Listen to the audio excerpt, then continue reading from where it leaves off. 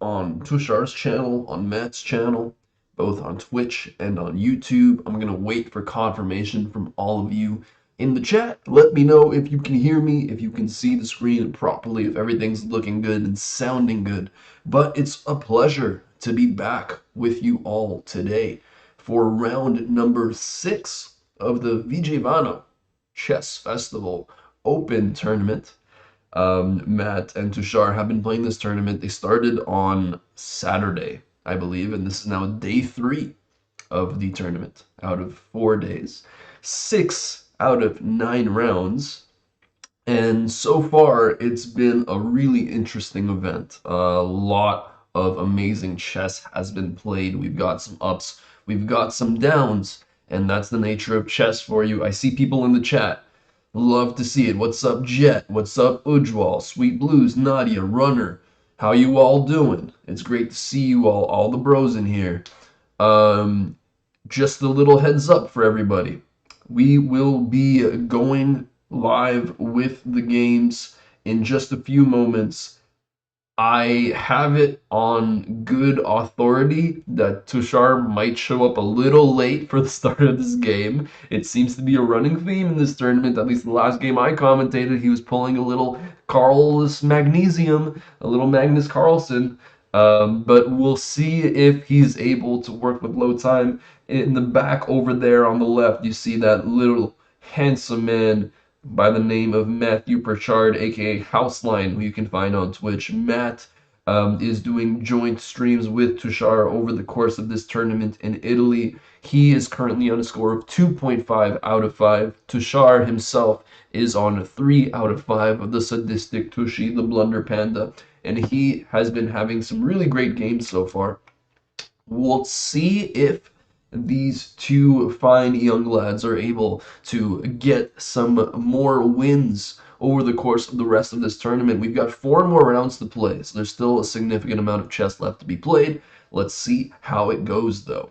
Krish sends a friend request. I'll see if I can find that later on. James Carlson, how you doing? Sandhya, it's good to see you all in large numbers over here. Welcome, welcome. Where are you all tuning in from, if you don't mind me asking? Where is everybody coming in from? Do we have any Indians in the chat? Nadia, I'm doing well. Thank you for asking. And I see Tanya's here as well. Hey Tanya, how you doing? Panda ain't panding. No panding around, folks. We see that the board over there on board 4 is kicking off. This will be Matthew Pritchard playing against Manuel Paiva, who is a chess player from Portugal with a rating 1958. Not an easy matchup for Matt. Let's see how he's able to do. In case you're curious, Tushar will be playing against an Italian player by the name of Diego Olivieri, who is about 1800 ELO, so he should get an easier matchup. He just faced a WFM in the last round. How many of you watched the last round? I believe that the stream was up a couple hours ago. Lena Chestopia was the commentator for that one. We've got a couple of Indians here. Ujwal is from India. James is born in the US but currently living in India. We got some USA reps here. Max, shout out to you. Christopher from North Carolina, UNC. We got J. Cole. We got Michael Jordan. Well, was MJ for North Carolina? Michael Jordan was North Carolina, right? Yeah, that sounds right. From North Carolina. Yeah, he absolutely was.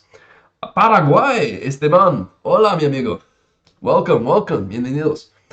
I don't speak great Spanish, but I try. And we've got a couple of moves storming out here. Let's take a look at the start of Matt's game. So we started with e4, c5. Matt playing against the Sicilian defense. He opts for knight f3. After d6, we get an open Sicilian with d4. Takes, knight f6. And the Sicilian is one of the tried and true classical weapons for black if you want a combative game of chess. We play this Najdorf style here. His opponent plays a6. This is the Najdorf Sicilian. This can be a pretty dangerous weapon against the white pieces. You're often going to see b5 as a later move. You're going to see queenside expansion, and you're going to see pieces going after sometimes a long castle king. Let's see how this game plays out, though. Bishop e3 played. Personally, when I play against the Najdorf, I like putting my bishop on g5. I like playing f4. I like playing queen f3. These are the moves that I personally like to play, but we all have our own different styles. Obviously, there's not one right way to open the game here. We get e5 by black. Matt retreats his knight to b3, and now bishop e6. And finally, we have the current position here, queen d2 played. And queen e2 is a very natural developing move. You're preparing long castles. You're also preparing to support your bishop if you're ever going to put it on g5. And yeah, you don't even need to rush with long castles necessarily. If you'd like, you can develop your light square bishop either on e2 or d3, for example, and you'll reserve the flexibility to castle on either side. So Matt is playing principal chess early on. He's bringing out the juicer. Exactly, Krish. This is the way. This is the way. You guys know that. Um, how y'all doing, folks? How's everybody doing? What time is it for all of you? I know that it's probably the evening in India. Here in Montreal, where I am in Canada, it's about 8:20 in the morning. So I'm just waking up. We're starting fresh. We're getting into some chess. Like this is how I do it. This is the way. And Matt's opponent taking some time to think here. You'll notice that the time control for this tournament, for this event, is 60 minutes aside plus 30 seconds of increment. And given how fast the moves have been played so far on the right side of your screen on Matt's board, you'll notice that they have more time than they started with. So Matt has built up a solid 3 minutes and a half of a cushion over the 1 hour mark, and Manuel has still 1 hour to go. Hello, Clean Paws. Good to see you. You're asking what's happening. We're currently watching a chess tournament over the board happening in Italy. This is the Vigevano Chess Festival, where Matt and Tushar are both playing a classical event. They're playing 9 rounds total. Tushar's currently on 3 points out of a possible 5 rounds. Matt is on 2.5 points. And you'll see a few more rounds to go before the end of this event. For those who don't know who I am, my name is Farzi. I go by the name Farzi Chess on Twitch, or Farzi Plays Chess on YouTube. So you can find me on either of those platforms. Somebody's asking about my rating. My rating online is around 2,000, so I'm definitely not the strongest player in the world. So for those of you who are stronger, who have a higher elo than me, and if you think I'm missing anything when I'm talking about the moves that are going on in the games, please, please do give me your feedback. Share with the rest of the chat. Let's all help each other learn and improve. But yeah, I'm around 2,000 online. I haven't played any FIDE tournaments in a pretty long time. They're not very common here in Montreal, unfortunately.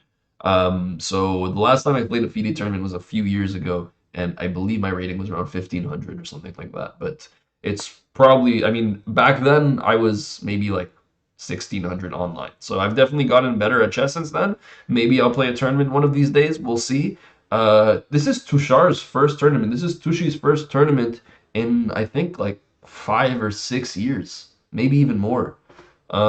He hasn't played any classical chess in a while, so he's been doing well so far. It's definitely a big adjustment, playing over the board versus playing online. It's a big adjustment. We see a very nice figure appear on the screen.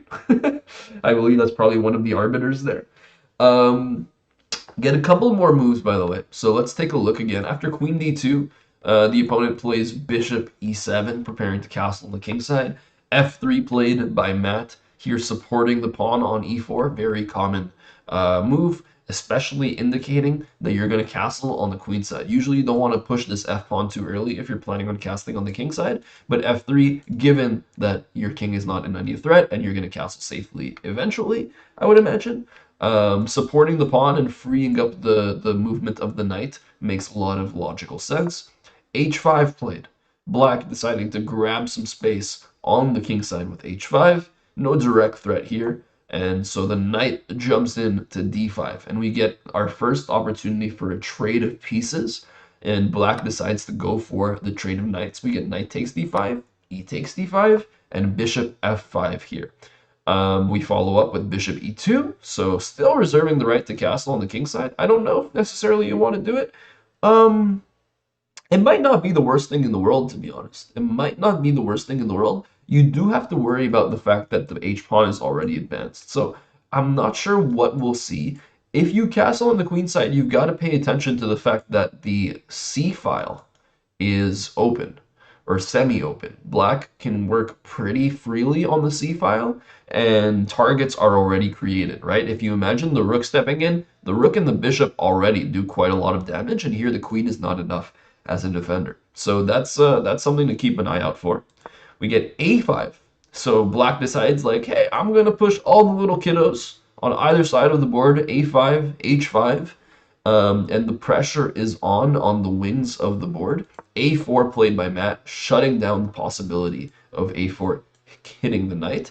Note that if he hadn't done that, if a4 had been played, the knight would literally only have one square, and it would be a very big retreating square. So we don't want to allow that. So a4 makes a lot of intuitive sense here. And now h4. Wow, black is playing some weird chess. Black is playing some vibe chess.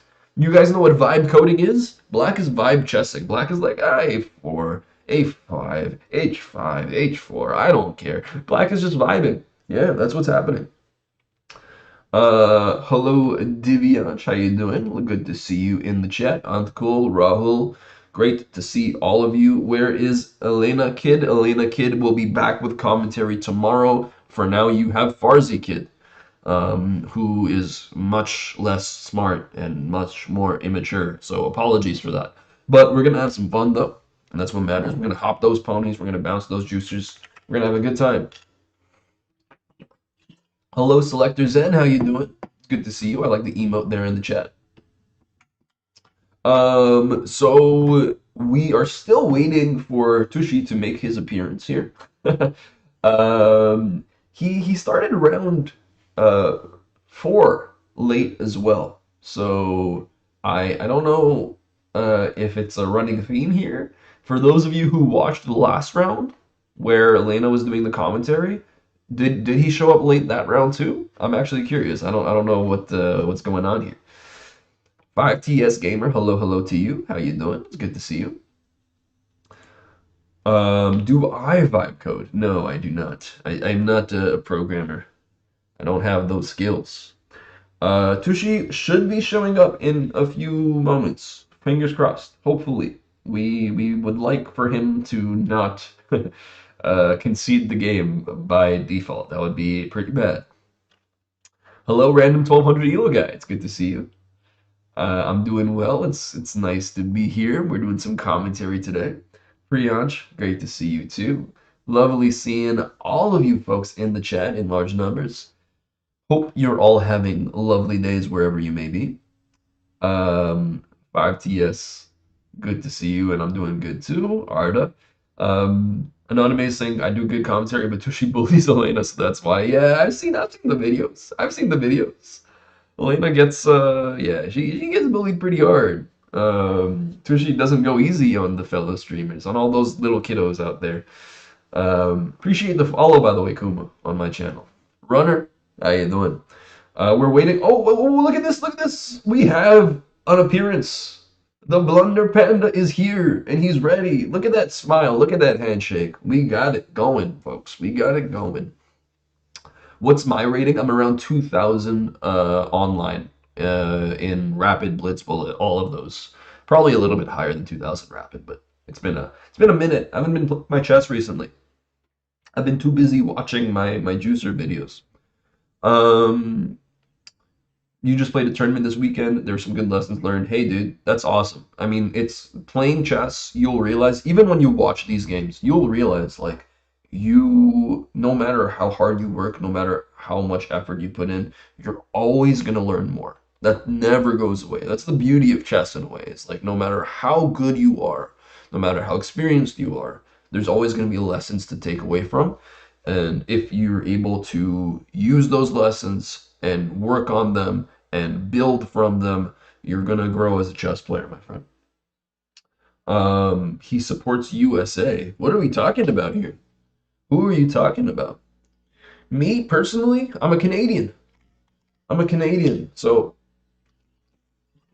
I like maple syrup. I like poutine. We have, you know, Santa Claus and igloos and stuff. It's great. It's great out here. We got people saying Tucci is better than Levy. Levy is not a GM, but Tucci is. What does GM mean? Is Tucci a grandmother? Is that what you're telling me? Okay, we got to move on the board, by the way. D4 played. D4 played by Tushar. And let's see how the opponent responds. So we see that he was about 14 minutes late, start the game. You know, pulling out that Magnus Carlsen aura. That's the way we're going. So after d4, we expect either probably d5, knight f6 are the two most common responses for black. Knight f6 play, pretty standard stuff. And we're going to see how Tushar continues this game. We get knight c3. Are we going to get a Jobava London? It's possible. So the Jobava London would be followed up with d5 and then bishop f4, I believe. If I'm not mistaken. I haven't played the Jobava in a very long time, so correct me if I'm wrong, folks. Um, Anonymous, you're a developer to want to build some products around chess. Oh, no, that's pretty cool. I mean, honestly, you know, like it's great to ask for advice from other people, but if you think for yourself about what you feel is not present that can help people, there's ideas aplenty. There's ideas aplenty, and it's gonna be fun. London is the way. Yeah, we live in that London life. There you go. Got that British flow. And here we go. The Jobava London with Bishop f4. So the Jobava London, very different from the traditional London, right? The traditional London would be with knight f3. Knight f3, bishop f4, which, you know, is a little slower. You get something like knight bd2. You get like e3 thrown in, bring the bishop out, castle on the king side. The Jobava London has some direct threats, right? You can already in this position play something like knight b5. And knight b5 is a very so let me go back. It's not what Tushar opts for, but knight b5 is a move that forces a response. You are essentially going after the c7 pawn, which is only defended by the queen, and if this happens, knight a6 would have to be played, and you continue on from here. This is an actually viable strategy. For those of you who know a little bit about the Jobava London, you might know that it's popularized by Badr Jobava, but there's some courses by Alexander Bordnik, Daniel Naroditsky about the opening. So you know, it's a viable weapon even in the classical format if you guys are wanting to learn about it. We get e3 here played instead, supporting the juicer. We get the opponent sending his juicer out to b4, and now juicer goes to d3. So the juicers galore here on Tushar's board. In the meantime, looking at Matt's board, Matt's been taking some time trying to think about how to proceed on with the white pieces after the move h4. So probably realizing that it's not, you know, the most accurate, but finding the way forward, not necessarily obvious. You have a couple of different options. There's a check you can throw in on b5. Bishop b5 check is definitely an option, but it's kind of just a check to throw in a check. It's not really going to do anything in particular. Probably what we'll see is bishop blocks or a knight d7. Although knight d7, and I start to worry about this bishop. Like, there's nothing just yet, but it's possible. Here you can choose the castle on the queen side. We talked a little bit about why castles queenside might be dangerous. You can also choose the castle on the king side, which to me seems a little unhuman. It's not really the most natural move, especially with the pawn rolling forward. But the engine does approve of kingside castle, so we'll see what Matt decides to go for. So looking back to Tushar's board, after bishop d3 here, which was played. Okay, well, let me circle back. So e3, bishop b4, which pins the knight to the king.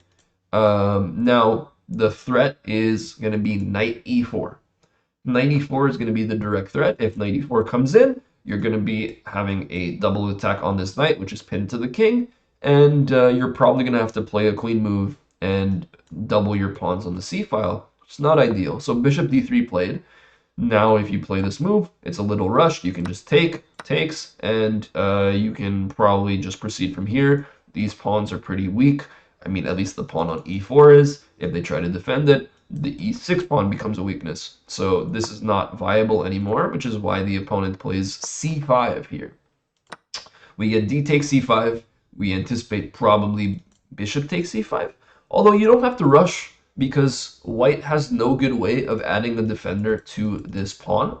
Well, I guess you have bishop d6, but ultimately it's not going to be enough. So for example, like let's say you just play a developing move, which also goes after the pawn, and let's say I try to defend the pawn, for example. Now, oh wow, hold on. I can just take. Oh yeah, never mind, never mind. There's two attackers. I'm being silly. I'm being silly. Apologies, folks. So yeah, you don't have to rush to take the pawn back. This bishop is doing a good job pinning the knight to the king. So what we're gonna just do is could probably just continue our development or even just castle. There's really no rush to take this pawn back. Is this the Bug House event? I don't know where you heard that, my friend Jonel, but no, no, no. This is a classical tournament that's happening in Italy. Um, this is a classical tournament happening in the city of Vigevano in Italia. Ah, bella Italia. And this is currently round 6. So far, 5 rounds of chess have been played. Tushar has won 1 game, I believe. No, Tushar has won 2 games. He's drawn 2 games, and he's lost 1. I think that sounds right. He is on 3 points out of a possible 5. While Matt has won 2, lost 2, and drawn 1, so he's on 2.5 points currently. GM Sachin asking if this tournament is FIDE rated. Yes, it is FIDE rated. So you will see the ELO change that will happen for Tushar, for Matt, at the end of this tournament. Are you his coach? I am not his coach. I am not his coach. He should probably coach me. You guys should ask him if he can coach me. But no, I'm just a fellow streamer, fellow content creator. I go by the name Farzi, and you can find me on Twitch under the channel Farzi Chess, where I stream frequently. Yeah, I'm a commentator for today. I commentated his game yesterday as well, and it's been a lot of fun. It's a lot of fun doing commentary for Tushar format. You guys are a really fun community as well. Thanks for having me, folks. Thanks for having me. It's a pleasure. Polka's in chat. Hey, Polka, how you doing? It's good to see you. Somebody said that Tushi's Jobava is very different from the typical Jobava London. And yes, I mean, we're seeing that, right? We're not playing into theoretical ideas. I think Tushar kind of just plays what he likes. Like, it's not like stuff that's deeply studied. I think there's a lot of intuition being used. We see this with his play with gambits, like with the Elephant Gambit, for example, which he played earlier in the tournament. Kind of crazy to play the Elephant Gambit in a classical tournament, but alas, the man is not a man. He is a panda, a blunder panda. Um, let's get it, Tushi. Let's go. Let's go. Yeah, bring the hype, bring that energy in the chat, folks. Let's get our support going for the people who we're seeing on the screen. Captain Raids, you the goat. How you doing? Illustra, good to see you too. Can he win the tournament now? And he's in 3rd position? That's a good question. I actually don't know how the standings are shaping out to be.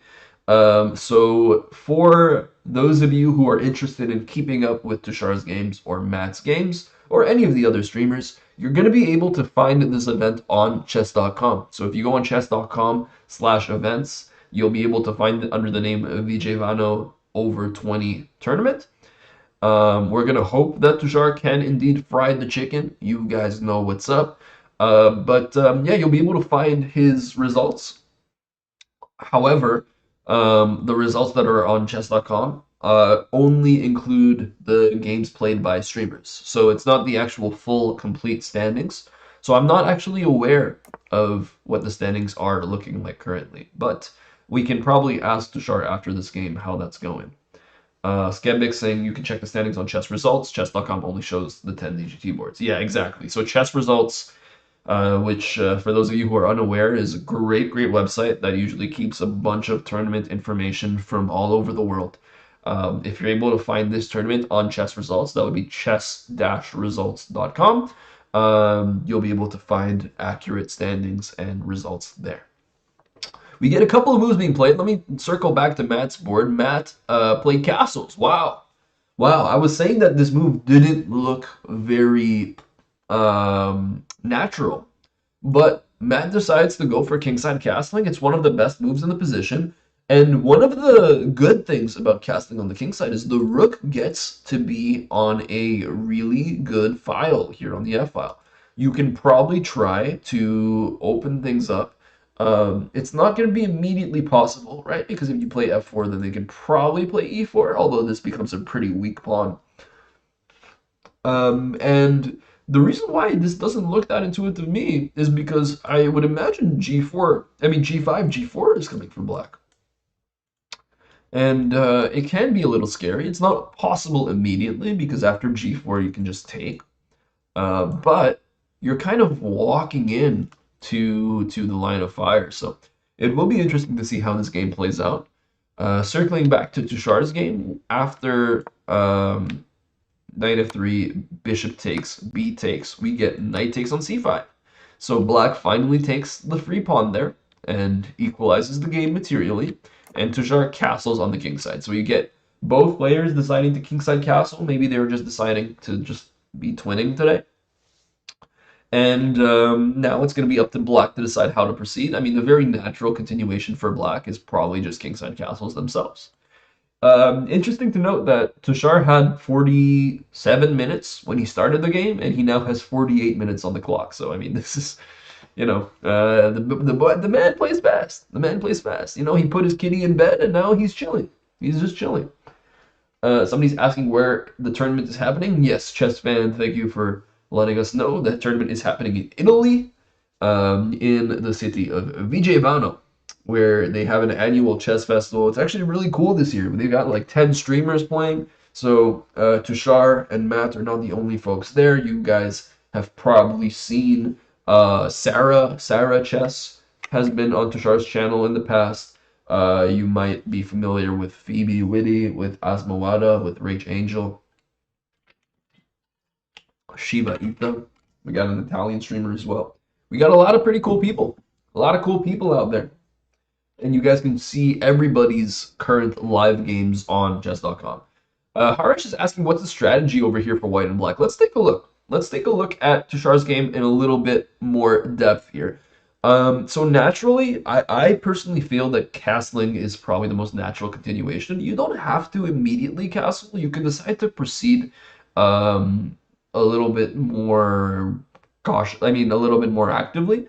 So the question in the opening stage of the game, this is still the opening stage of the game, is how do you want to place your pieces, right? So you can choose to either develop your bishop onto d7 to try to bring it out and get your rook involved on the c file. For me, what looks most natural is putting the rook on c8, eyeing these pawns here. You can also try to work on the b file, though, because the b file is semi-open, although I would expect white to put a rook on the b file fairly soon.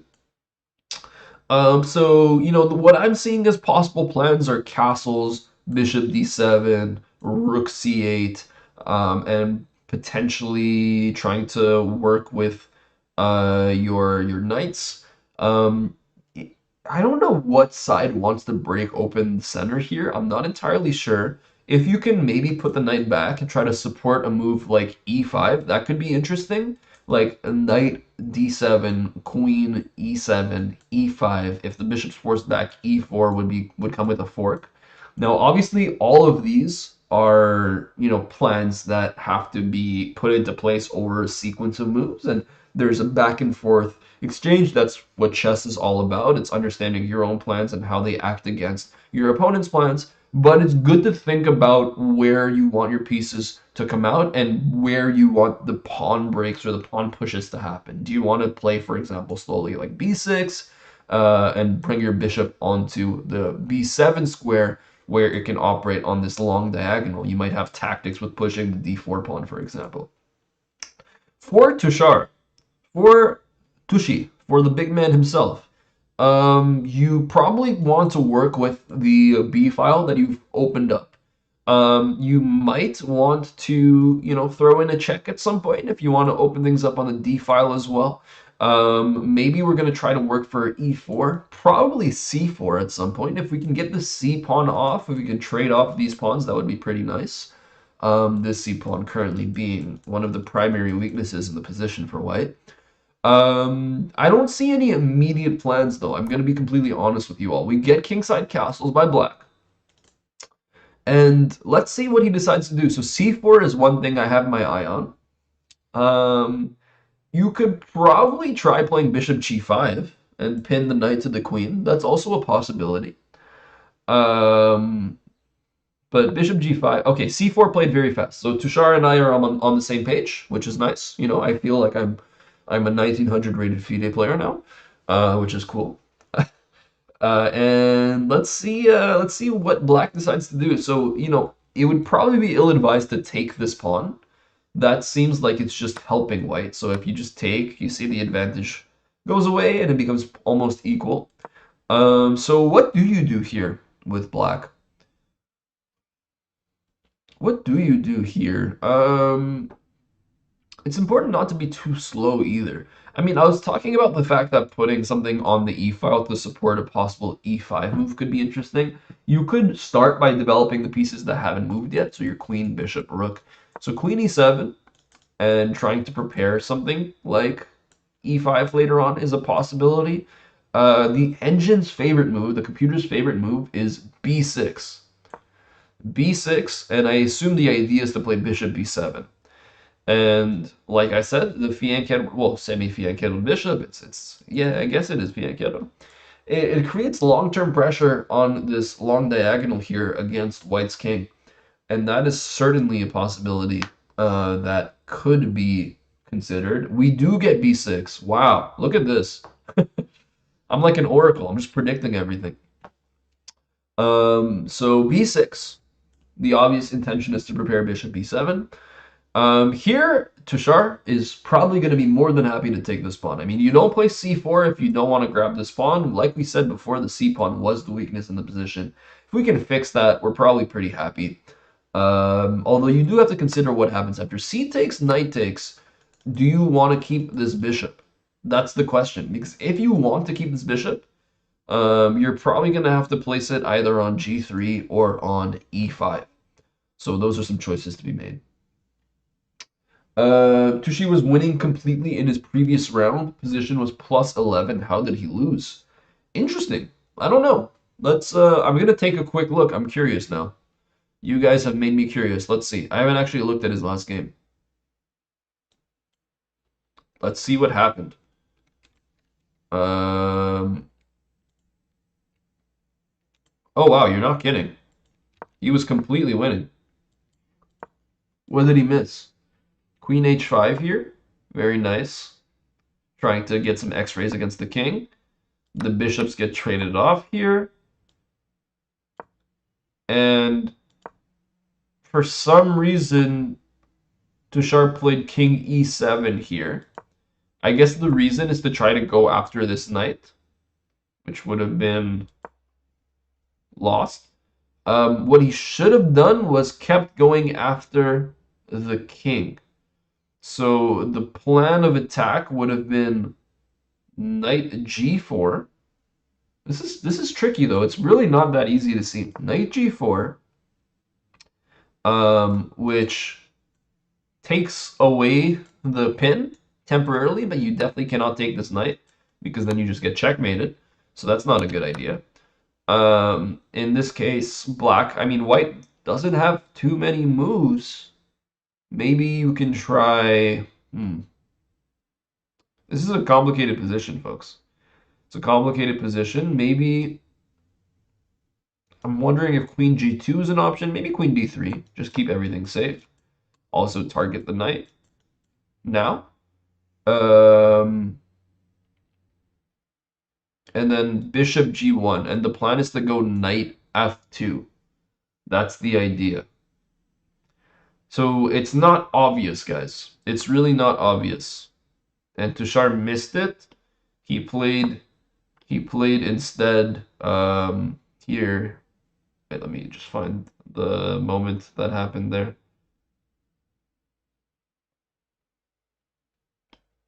Apologies. So in this position, he played king e7, and all of a sudden, white is able to get out of all the troubles in the position and is simply up 2 points of material here because they're up in exchange. So unfortunately, Tushar wasn't able to find the way, but it was not obvious. Not obvious at all. Crazy stuff, though. Crazy game. Let's go back to the live game here. Let's go back to the live game. So b6 played, and now Tushi is going to have to think about how to proceed. Hello, Amanomai. How you doing? It's good to have all of you in the chat, folks. On Matt's board, after the castles, we get knight d7 played by black. So knight d7 is played by black.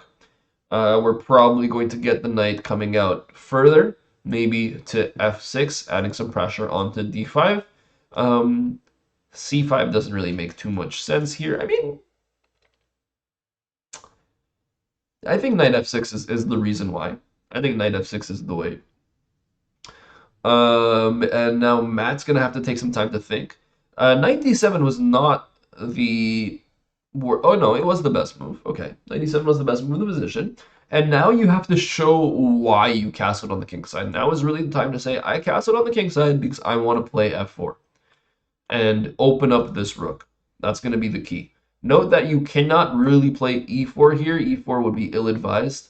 The reason why is because now all of a sudden the knight gets some nice central space with knight d4 here, and you're going to be able to make some serious advances once this bishop moves out of the way, which is going to be forced to do. You can play g6 if you want to, but if you kind of circle back, actually if you circle back, there's also the possibility of f5 later on. But let's say you just play g6. Now you can probably continue by just playing normally. You just play normally here. The c pawn's going to be advancing. You can put the rooks in the center. So the rook can go to the d file. You can try to break open the center of the board and just make your way forward. We're just blowing everything up here. That's a possibility. What is Tushi's score? Tushi's score is currently 3 points out of 5 rounds. So he's won 2 of his games, he drew 2 of his games, and he lost 1 of his games. What's up, Franchise? How you doing? Good to see you. He used to hate OTB until last year. Yeah, man, it's really cool to see him playing over the board. I mean, I've never seen him play over the board besides, like, you know, little, like, YouTube shorts and whatever. I know he does almost everything online. Very, very strong online player, Tushar is. And Matt is about 2,000 rated online, if I'm not mistaken, so similar to me, maybe 2,100. Aziz is saying lost against who? His opponent was a WFM, a women's FIDE master from Greece. She had an ELO of about 2,000.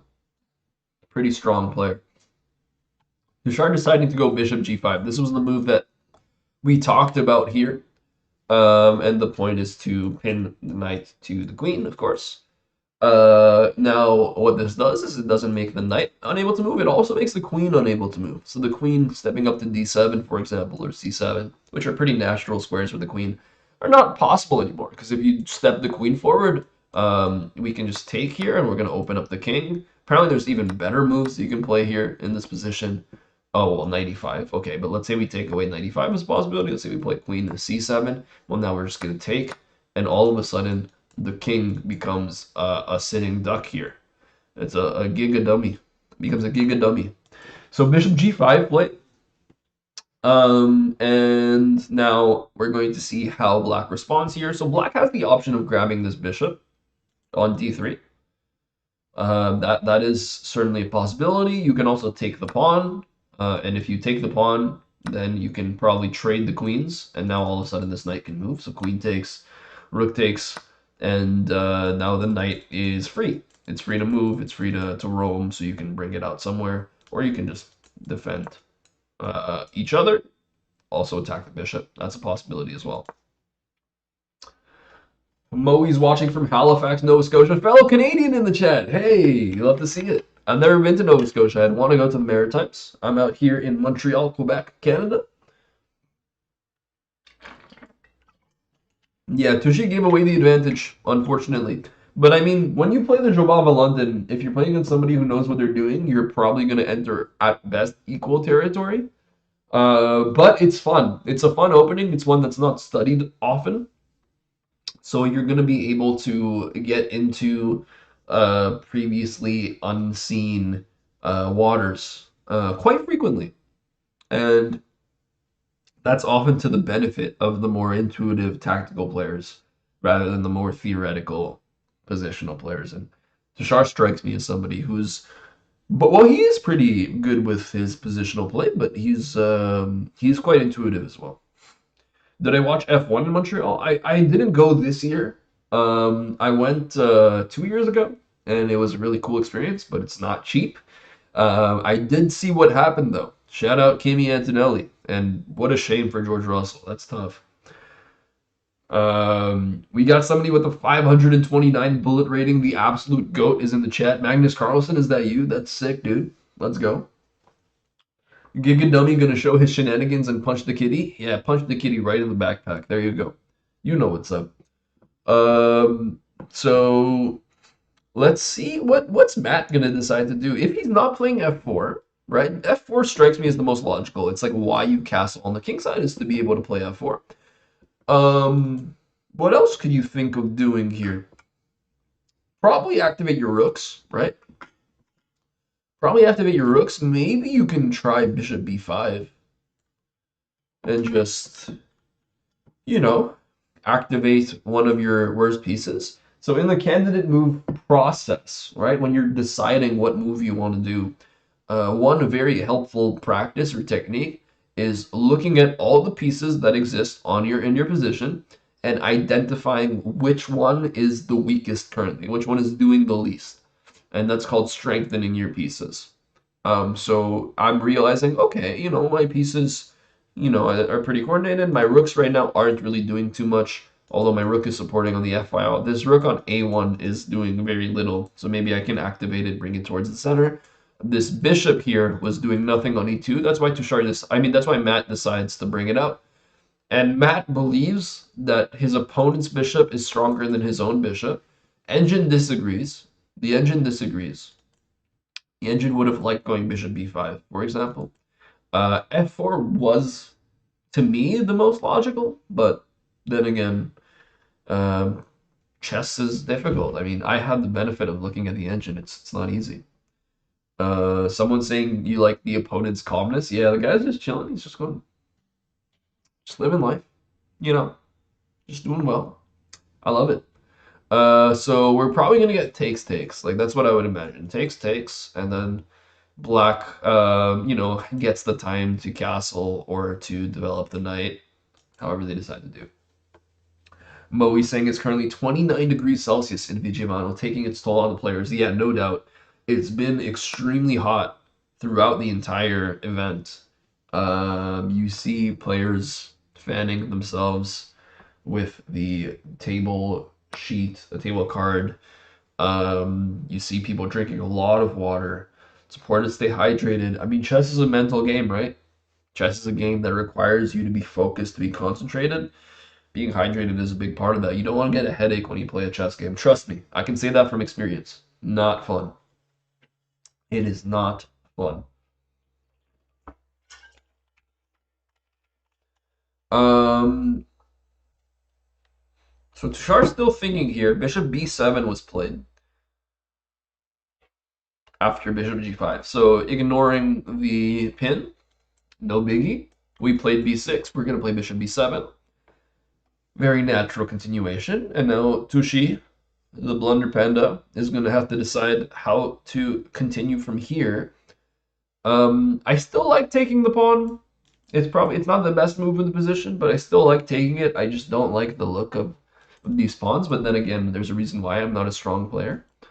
Very often, higher level players will try to leave tension on the board unless if ridding themselves of it strictly benefits them. Here, c takes d5 doesn't strictly benefit white. It also allows the queen to get in, or, well, actually, hold on. C takes, queen takes. Wait, why are we not just taking here?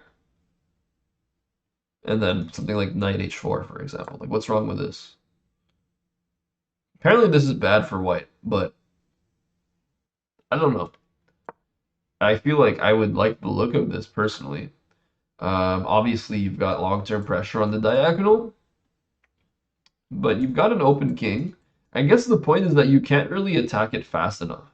Like if I try to give a check right away, the queen can just block, or the king can just sidestep, and like the knight's not going anywhere. My queen can't actually step on h5. So yeah, easier said than done, I guess.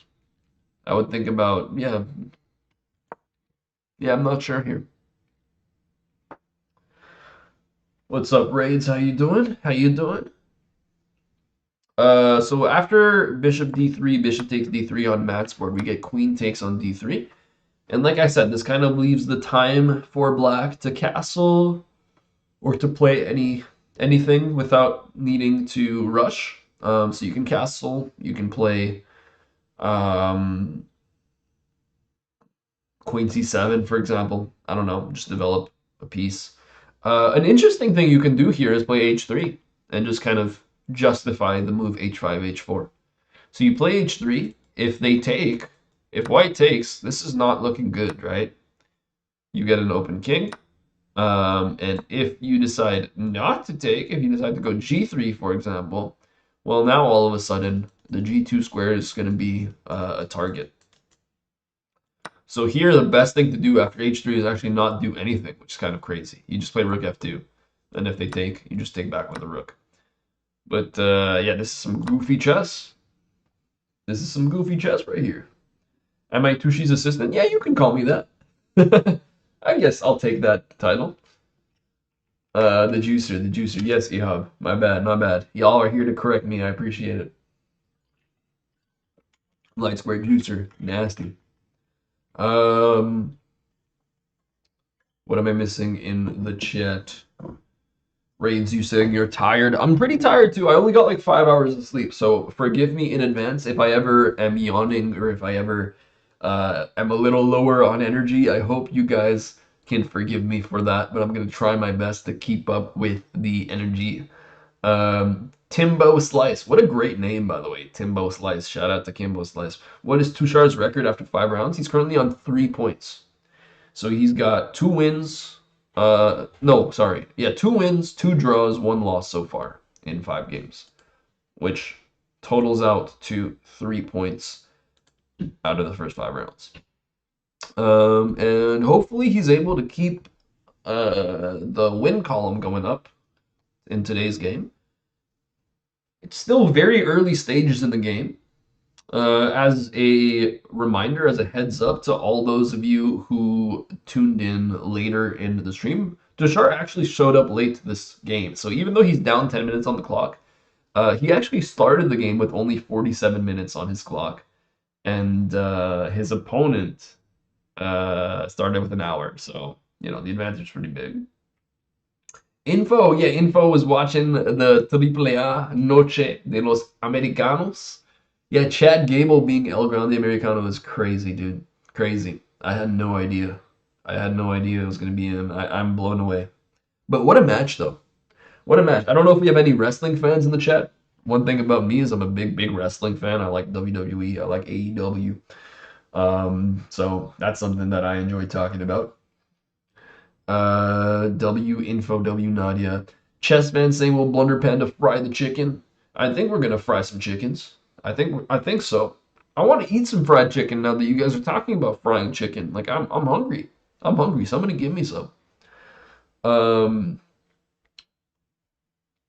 Queen E2 played by Tushar. Queen E2. So deciding not to take the pawn, instead developing the queen off of the back rank, connecting the rooks, and probably trying to put one of these rooks on the D file, maybe the F rook, and putting one of the rooks on the B file. So that's a possibility. Especially when you see that the other queen is on D8, creating X-ray possibilities becomes an option. Like let's say you play, I don't know, rook D1. Let's say they play a random move here. So like rook D1. I mean, so let's say they play a move, you play a move, they play a random move, and let's say they take this pawn. Sorry, and they take this pawn. Well, they're just straight up losing the game. It's obviously not going to happen, but just showing that you're at least posing problems. You're preventing moves here. So that's might be what Tushar wants to do is just get a rook on the d file where it, asks questions of the queen. Opponent plays h6. Opponent plays h6. The kitty sends out his teddy bear to play, and the bishop, the juicer on g5 is being attacked. Is the juicer scared? Is it going to run away, or is it going to take the pony here? This is the way. Let's see. You can play chess boxing for real. I would love to do chess boxing, bro. I would love to. I'm not in shape though. That's the problem. It's like I used to be in shape and then I got out of shape. Maybe one day. Jawan, what's up? Thanks for the follow, dude. Was I a little shocked to see Roman be followed? Yeah, yeah. I'm not a fan of a lot of booking decisions, bro. Um, what did Cole say? He said like Fatu was neutered. That's terrible. That's so bad. Just butchered him. But I'm not surprised. I'm not surprised. Who are asking, have I met Tushar? Nah, I have not. I would love to change that one day. I would love to be here in Italy myself and play a tournament. Hopefully in the future I'll get the chance to play OTB. I got a lot of really, really good friends, fellow streamers who are out there having the time of their lives. I'd love to join them. Yeah, I haven't met yet, but I'm very honored to be doing commentary for his channel, for all of you guys, for Matt's channel.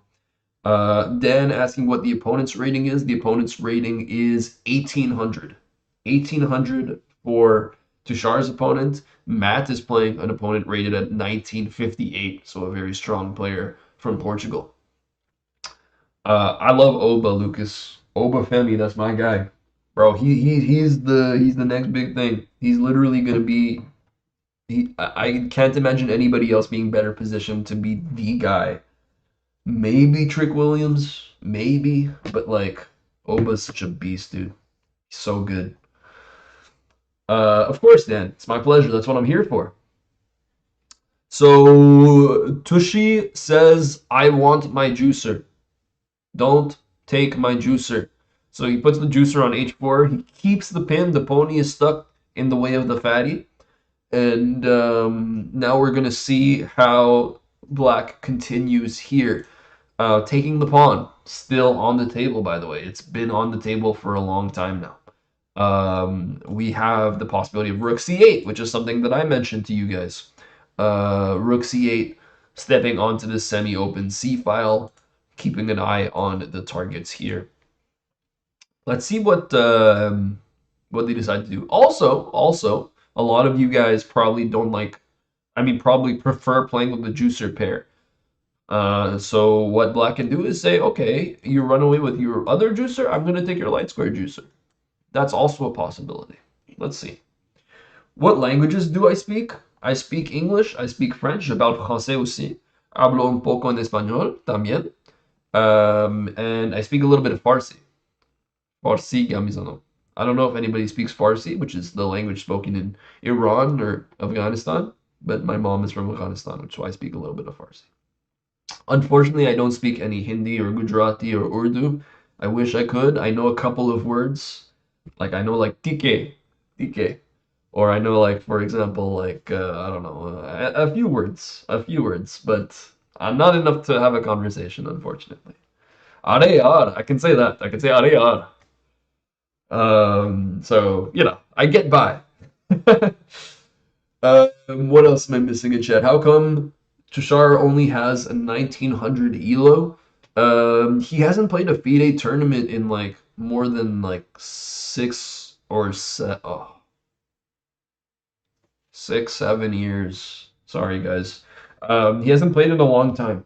He hasn't played chess in a long time over the board, and that's the reason why. Where is Tushi? He probably stepped away after playing his move. Maybe went to the bathroom, maybe looking at the other games. So for those of you who haven't played, oh, there he is. He's right there. Never mind. He's just standing there menacingly. But for those of you who have played classical tournaments in the past, you probably are familiar with the fact that when it's not your move, you're allowed to walk around the hall. You can look at other people's games. You can go to the bathroom. If you want, you could probably even do some push-ups. I don't know if that's against the rules, but I feel like you should be able to. But yeah, you don't have to stay sitting down for the whole 2, 3 hours. That would be asking a lot. Okay, so we're still waiting here. Let's take a look back at Matt's board. His opponent has been thinking for quite some time. So he's probably considering h3. That's the only thing I can really justify this usage of time for, is playing something forcing. Like h3 is a pretty forcing move. It creates a direct uh, menace, a direct threat of opening up White's king. So that's what I would expect is currently on the mind of the player with the black pieces. The other things that you can maybe consider, like I said, knight f6, you can probably consider queen c7, but those are a little bit less forcing, right? That's not actually challenging anything. The knight on f6 attacks a pawn, but it's already defended. The queen on c7 needs an extra attacker to be able to go onto the c2 square. So, h3 is probably the move that's being considered. If he doesn't like h3, then he'll probably castle. That's what I would guess. Although maybe he's also thinking about whether castling can be scary. So a world in which castling can be scary is a world in which you can play f4, rook takes, rook here, for example. Not possible at the moment, but pressure can be mounted on the h file. Tactic, and there you go. So we do get castles. So this was the idea. Um, in what country is the tournament held? Frothley is asking. The tournament's happening in Italy, in the city of Vigevano in Italia. Bella Italia. Most importantly, am I fluent in chess? Fluent is a strong word, but I do speak a little bit of chess. I speak a little bit of chess. And I'm going to try my best to talk that language with all of you. What is my elo? Tactic Chess is asking. My elo is around 2,000 online. 2,000 Blitz, Bullet, Rapid. I'm around that elo online on both chess.com, Bleed Chess, whatever. This is the way. There you go. Info's asking, is the tournament an invite-only tournament? No, it's not. It is not an invite-only. It's an open tournament, but the organizers reached out to several streamers and invited them to come in. So I believe they're getting a few of their expenses paid for, which is really cool. And yeah, the streamers have been invited to the tournament, but the tournament is an open the tournament is an open tournament, and a lot of people are playing here. What's up, Ali? How you doing? Yeah, it was a tough one, but kudos to him, man. He deserved it. Tactics asking what opening was played. We got the Jobava London on Tushar's board. The Jobava London was played. So let's circle back here. We got d4, knight f6, knight c3 here, marking the start of the Chigorin variation of the London, aka the Jobava London. After d5, bishop f4, and you already have the possible targets here on the c7 square. It's a London setup without knight f6 essentially. That's the key idea. You play e4, and we do eventually get knight f6, so it becomes approximately like a London. The exchange happens on c3, and temporarily we have 3 pawns on the c file, which is a little bit funny. But then afterwards, knight takes. Castles, c4 here, inviting a trade of pawns. And keeping a little bit of tension in the center of the board, black decides to play b6 and bishop g5, pinning the knight to the queen. And we dismiss this threat. Like, I mean, taking, we just recapture with the queen. There's no other piece that can be added as an attacker on the f6 square, not immediately at least. So we just play bishop b7 here with black, fianchettoing, and that was the point of playing b6. Queen e2 played by Tushar. Tushy wants to get the rooks into the game, so he moves the fatty out of the way. H6 attacking the juicer. Juicer steps back, and this is the current position with the juicer on H4. Spanish. Sí hablo español. Robloxian. Puedo hablar solamente un poquito. No soy el mejor en español. Me gusta la idioma y quiero practicar con todo el mundo. Sorry, you forgot about the fact that you receive ELO after the tournament. Yes, Tactic, yes. So it typically takes quite a bit of time for FIDE ratings to be updated. So typically it's going to be at the end of the month where the tournament gets published and the ELO officially changes. So we will have an idea of what Tushar's new rating will be. So currently, based on his performance so far, he has gained around 22 ELO from this tournament alone. So he's starting at 1915. So far, currently, he'll be at around 1937, but it can still keep going up if he keeps playing some good chess. 1v1 bullet? No. You're gonna cook. You're gonna cook me, bro. I'm no chef. I'm no bullet chef. Um, my bullet. What is everybody's bullet rating? Do you guys like playing bullet chess? I play too much bullet chess. It's a bad thing. It's a bad thing. I'm like 2100 in bullet on Lee chess though. Um, Tushi playing OTB tournaments in Paris, India makes you think he was practicing for his classical tournament. Yeah, I think so. I think you're on the right page, Tactic. I think you're on the right track there. It's a solid assessment. Bedwar is 677 in bullet. 6-7. Oh no. Oh no. Oh, it keeps happening to me. He's sitting in table number 3. Yes, exactly. So Tushar is at table number 3. Matthew Pershard is at table number 4. Matt, aka Houseline. Guys, if you're not already following Houseline on Twitch, go check out his channel. I do believe we have mods on the Twitch channels. If we can give shout outs to all the different channels, that would be dope. Also, a little shout out for myself, folks. I also stream on Twitch. I'm also a YouTuber, sort of. Sort of. I haven't posted on YouTube in a long time. But if you guys want to check out my stuff, let me know and I can send you the links in the chat. Tushi plays C takes D5. We finally get the pawns away. We should probably... I mean, here, I don't know if Queen takes will be played. Queen takes is not a move that you play with confidence because you have to worry about what happens after bishop takes f6. So queen takes f6, queen takes d5, bishop takes f6. You're opening up the king, and you have to essentially understand that this position is fine for you because your pawns are structured in such a way where none of the opponent's pieces can enter. So white's pony, Tushar's pony, can't actually step into the game here. And also the queen works as a good defender laterally as well. So that's what's going on currently. Pietro checkmates in chat. We got a fellow YouTuber over here repping the Tushi man, repping the Blunder Panda. It's good to see you, Pietro. I hope you're doing well. And big dubs. Go check out his channel if you haven't already.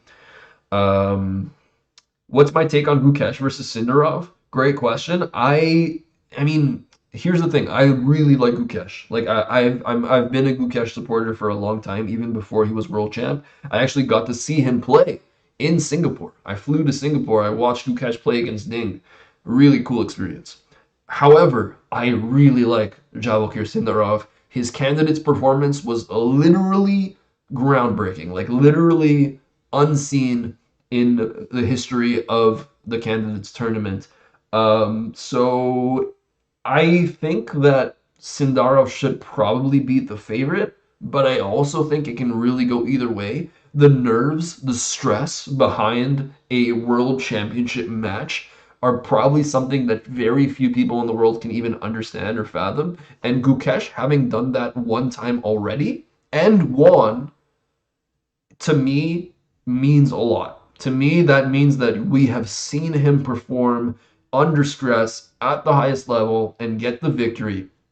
So in my eyes, I think Gukesh is being underrated by a lot of people. I think that he can do very well, but I think Javokir Sinarov is incredibly talented. I think he might be one of the best players in the world already and will soon be one of the best players in the world without a doubt.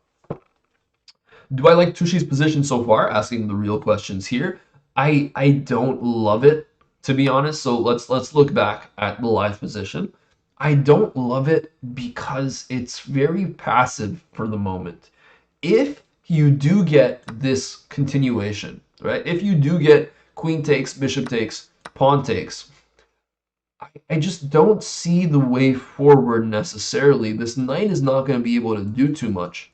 Maybe we can try to bring the knight onto d4. Or maybe we can play h3, knight h2, and then knight g4. The problem is that this knight is immobilized because of the battery here, the bishop and queen working together. But that's really if you get this continuation.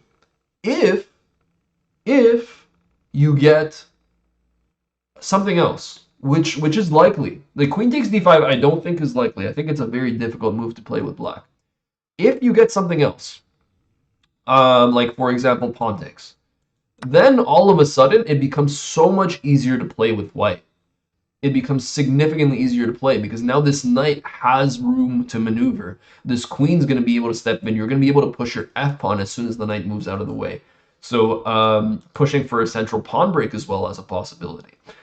I think that it's difficult if black plays right, because for the moment, okay, and queen takes d5 happens. So now we expect bishop takes on f6, which is probably the reason why we took the pawn on d5 in the first place.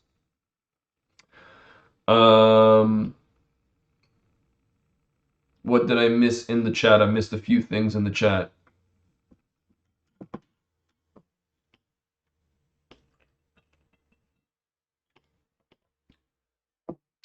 Fools will resign, wise players will make a draw, but only a true genius will win.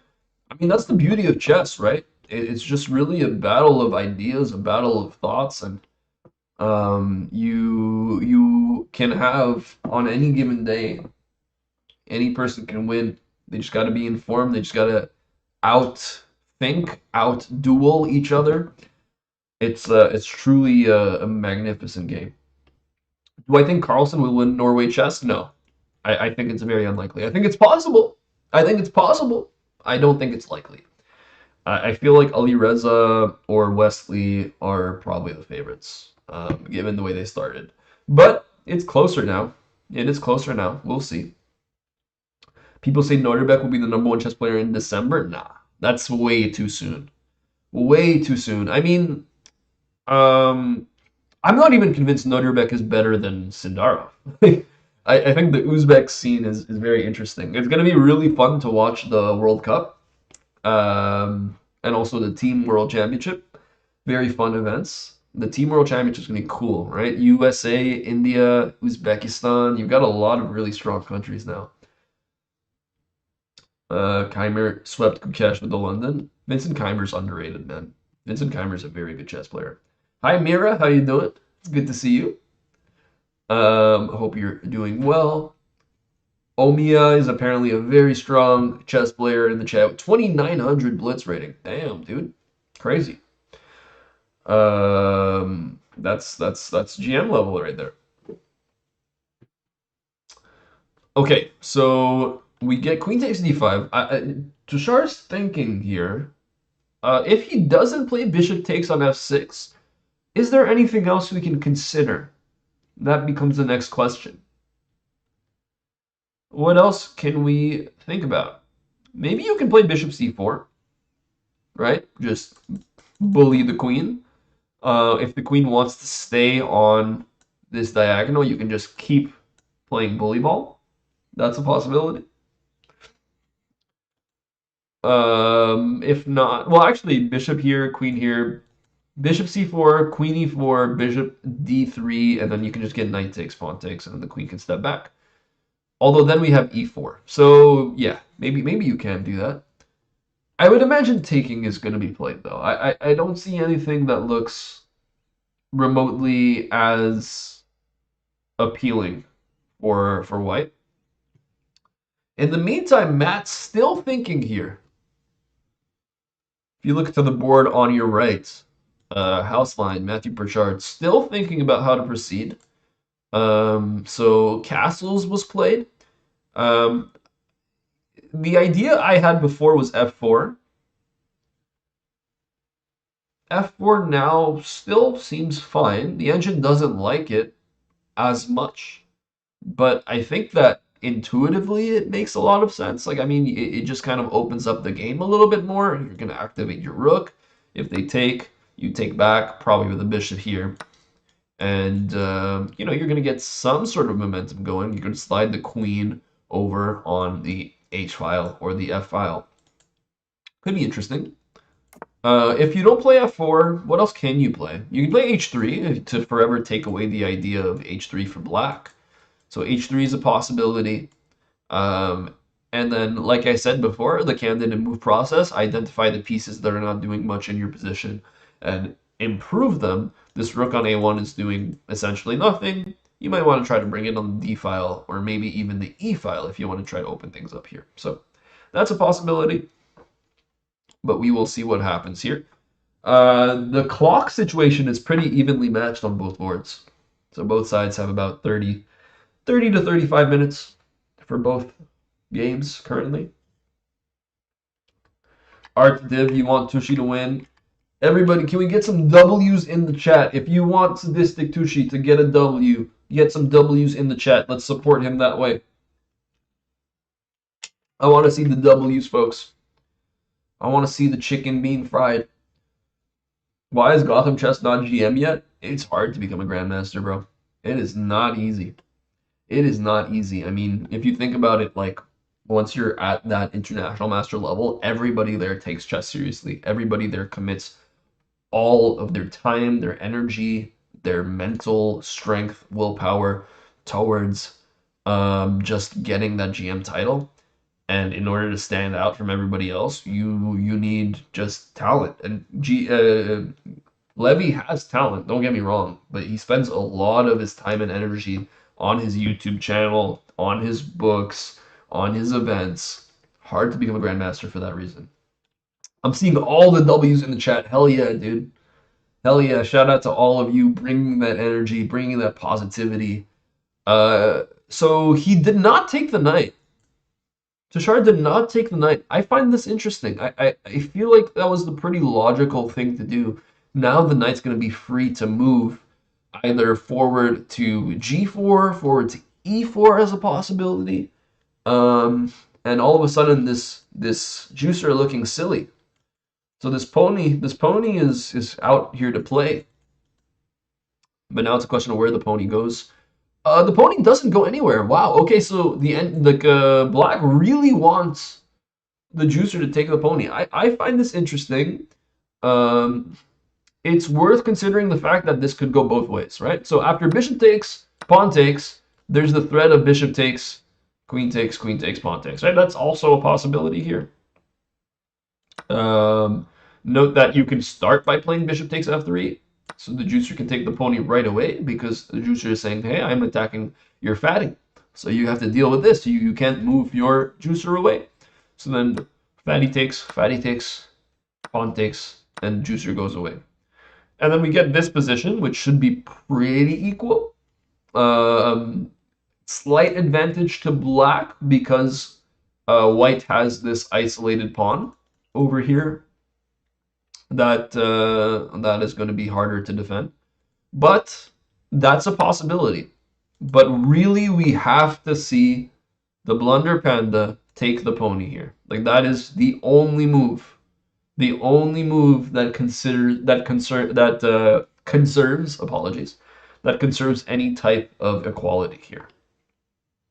Both the players have balance time. Yes, indeed. Dirk, what's up, dude? New video when?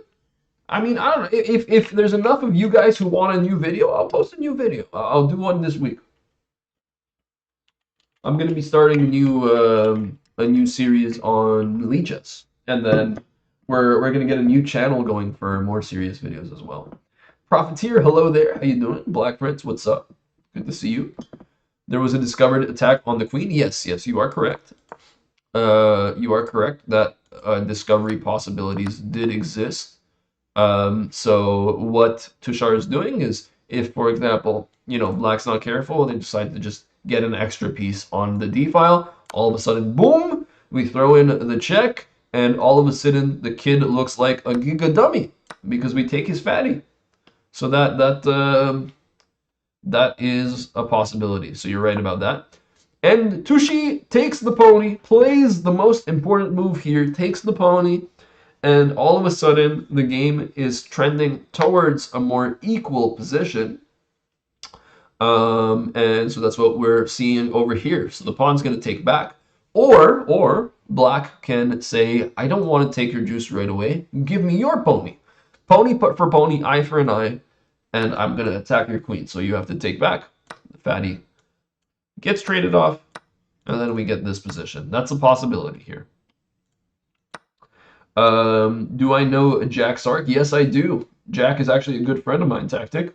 I actually visited him in Australia in the past. Okay, so we get G takes, so the juicer says bye-bye. And now, well, Tushar's going to have to think about how to continue from here. It's still not the most pleasant position in the world. There is the idea of the attack on the pony here. So E4 is played. E4 cuts away the juicer. What is your strength, Blunder Dino? Uh, I talk a lot, so hopefully my strength is commentary because that's what's important for you guys. Are you guys enjoying the commentary so far? Hopefully you all are, and if there's anything I can do differently, do let me know. Looking Gucci, yes sir, yes sir. Can I teach you? What do you want to learn? I can teach you math. 2 plus 2 is 4. Minus 1, that's 3. Quick maths. There you go. What else are we missing? What else are we missing? Yeah, Tushar has the title. He's the Goat Master. He's actually the BM. He's the Blunder Master, right?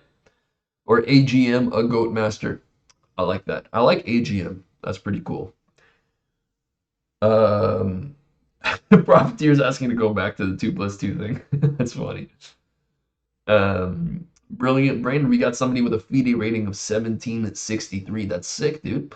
My rating, I don't have a FIDE rating, or at least I haven't played a tournament in like several years.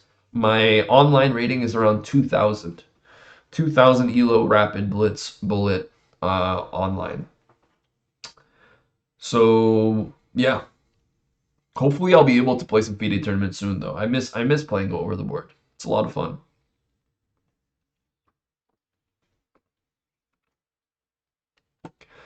Okay, looking at Matt's position, after a long think, Matt decided to play Rook C1, Rook A C1. And the plan's probably going to be pushing the C pawn, I would imagine.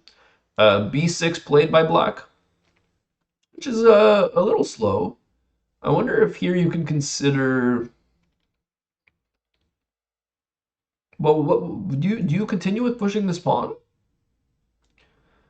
I guess what B6 does is it kind of discourages the move C5 in the long run, because now there's 2 pawns controlling that square. So maybe that's why it was played. So Matt is reorienting his knight, plays knight d2, maybe trying to go knight c4 and put some pressure against this pawn, which I like the look of, personally. We got people with ratings of around 996, 1101. You got a lot of people, a lot of people, a lot of blazes.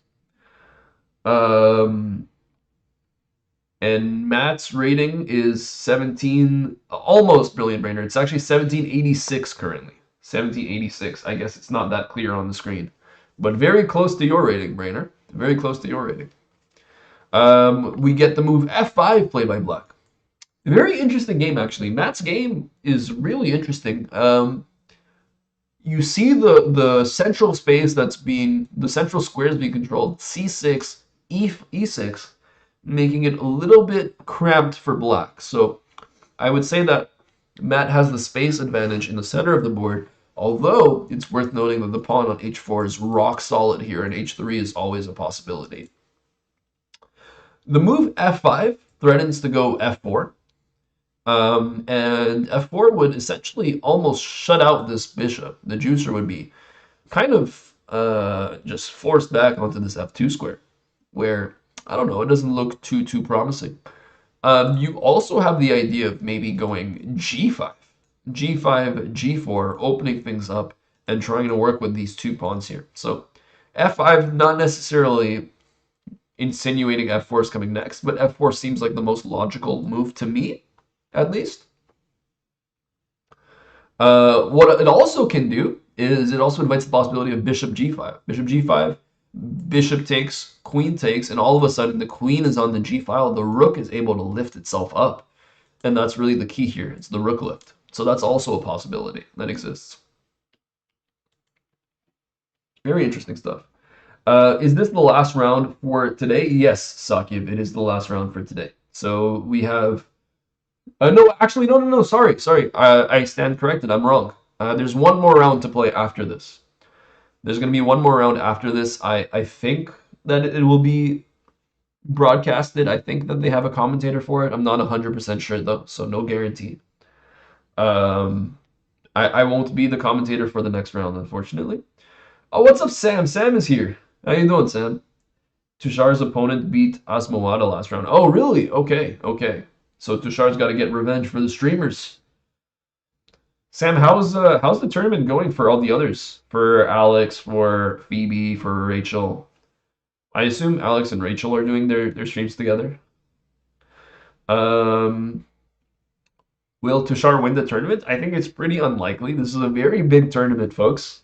It's a very big tournament. We've got over, I think, over like 150 people playing this tournament. But hey, man, it's the Blunder Panda. You never know. The man, the bro got swag. Bro got swag. Bro got Riz. He can do it. He can do it. But it's gonna be tough. Why can't you stay? I have to do commentary for somebody else after this. I'm gonna be doing commentary in French for Sarah Chess, fellow streamer, one of Tushar's good friends. Uh, Tell him to play the Kandy Open in Sri Lanka. Oh, that sounds pretty cool. I would love to play another tournament. Maybe I should fly to Sri Lanka. You guys should tell him though. You guys should tell him later on. You'll get the chance. Um, so Matt decides to play B3, and yeah, this is. I mean, it's interesting, right? Like you're kind of just tossing the ball back into Black's court here. It's kind of a waiting move. B3, no concrete idea there, I don't think. I don't see any. What it also does is kind of takes away a possible square for the knight, although the knight's not going to B3. That would be kind of pointless. But yeah, good overall. I agree with you. B3 is quite unclear. It's not really doing anything in particular, unless I'm missing something here. I do genuinely think it's just a waiting move. It's just kind of okay. You play a move. I'm putting the ball back in your court, and let's see what you got. Tactic. Sarah Chess is playing the same tournament. She's playing in Italy here at Vigevano. A lot of streamers are playing this tournament. Steve asking if Tushar will fry the chicken. Let's see. Let's see. I mean, he's frying the chicken. He's not frying the chicken. He's slow cooking the chicken. Look how much time is left on the clock, folks. It's like more than 25 minutes left on the clock. Slow cooking. Still, we got the cooking going on though. It's like pressure cooking. You know, you take good things take time. Good things take time. I don't know if you guys like eating curry, but you know, good curry. It's been sitting there in the pot for a very long time. We get King H8. And the idea becomes a little bit more clear. Black is going to put a rook on G8, and Black is going to try to go after the castled king here. That's the idea. And let's see what Tushar is going to do about this. Tactic, take care, my friend. Have a good one. Thanks for being here, folks. And shout out to all of you, every single one of you who is hanging out as part of this stream, as part of this chat. If you're typing in chat or if you're just watching, hopefully you're having a good time. I appreciate you all being here, supporting Tushar, supporting Matt. It's a lot of fun doing commentary for you guys. I'm grateful to be doing this with all of you. And yeah, just wanted to give a little bit of love to all of you guys.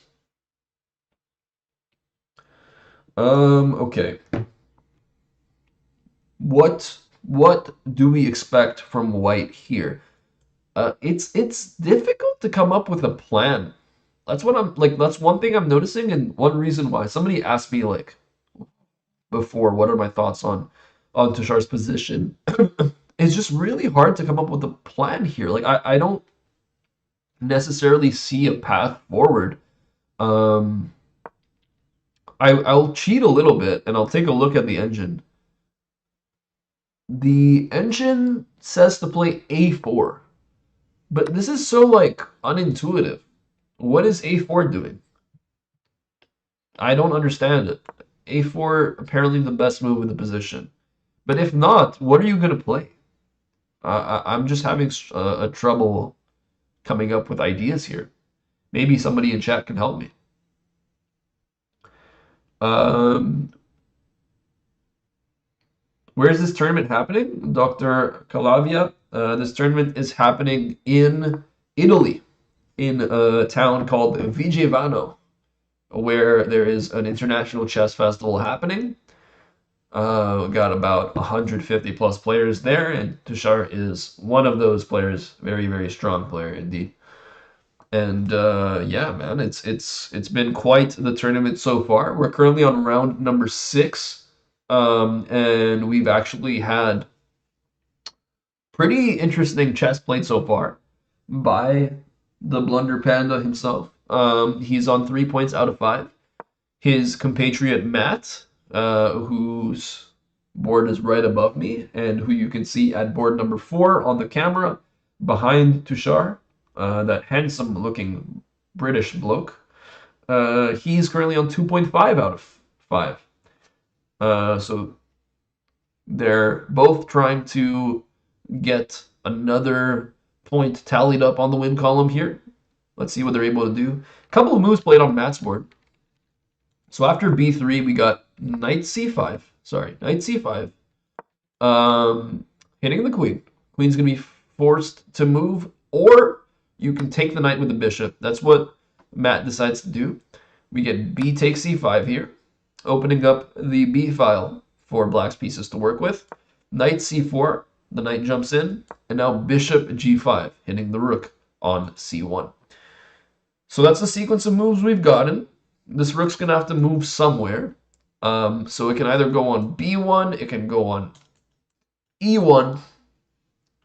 d1 seems a little counterproductive. This pawn is stuck. It's barricaded by this trio of pawns here behind in front of it. So I think b1, e1 look most natural. The consideration is, do you want to put this rook away from the f file? If you want to bring the rook onto the e file, then you might want the other rook on the b file. But I personally would try to go rook e1, and I would try to play for f4 eventually. Let's see what happened. We get rook d1. I don't like this as much. I was just talking about why I don't like this. I don't like being stuck behind your own pawn. It's not going anywhere. And then bishop f4 played. Bishop f4 is interesting. I guess it prevents g3, but I don't see a concrete way forward. I mean, oh, maybe the plan is to play queen g5 and to bring the rook up. Maybe that's the idea. And the second you get the pieces infiltrating, it starts to get a little scary. Tushar, by the way, played queen e3 here in this position. Queen e3, not a bad move by any means, but also no real plan. Like I'm struggling here. I'm struggling to come up with ideas. It's significantly easier for black to play here. Black's going to put a rook on g8. Black's going to double the rooks, and all of a sudden the attack's going to be very, very strong. And white is going to be fully on the defense. We're going to get Tushar having to show his defending. He's going to be Hugo Lloris over here. He's going to be Manuel Neuer. Who else am I missing? Iker Casillas. I'm missing some good goalkeepers that I'm not thinking of.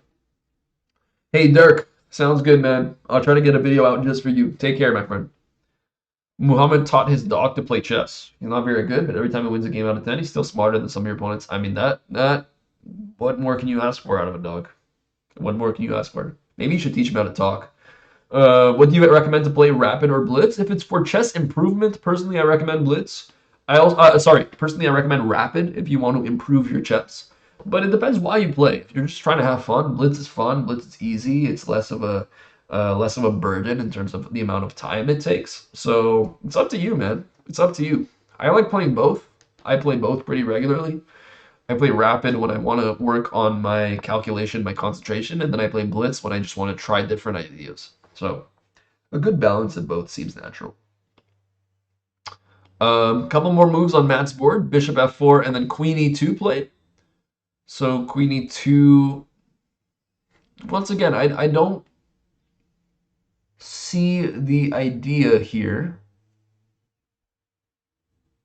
I don't know what I'm missing. I'm not sure what I'm missing. But yeah, Queen e2 just seems like another waiting move to me. Good overall, saying you wished Matt would go for rook a1 and then b1 and then play for c3, b4. So you want to put a rook onto b1, c3. Oh, you want both rooks on the a and b files? That seems a little... I don't know. I mean, it's an idea. Kudos to you for coming up with ideas. It seems a little slow, though. Chris is asking, did Tushy win round 5? Unfortunately, Tushy lost his round 5 game. He faced a women's FIDE master who had a rating of over 2,000 ELO, and she was able to get the win. It was a very crazy game, though. You should definitely take a look. Mega Master is asking, what does over 20 mean in the title? Over 20 means that this tournament is for people aged 20 and plus. So there's a separate section for children. This section is just for adults. Doctor, it's my pleasure, my friend. That's what I'm here for. We got Ace and Chris Menezes here. Hello, Chris. How you doing? It's good to see you again. How much money did Tushy pay me? I don't know. I gotta ask him. I gotta ask him to send over the crypto. Get me my Bitcoin. Nah, man. I'm doing this for fun. I'm doing this out of the goodness of my heart. Who do you see winning the World Cup? Ooh, Steve asking the real questions. I think the odds probably favor France. I really like, and I'm a big Lionel Messi fan, right? So I was very happy with Argentina winning last time, but Portugal's team looks really good. Like it's like it's not even a sleeper pick. They're just very talented, man. Portugal has a very strong team. France have a very strong team. Obviously Spain are up there. Um, who else? Who else? England. It's possible. I mean, England. It's coming home. It's never coming home. I don't know. Nub saying I got paid at McDonald's. I wish I got paid at McDonald's, bro. I would love that. I want some food.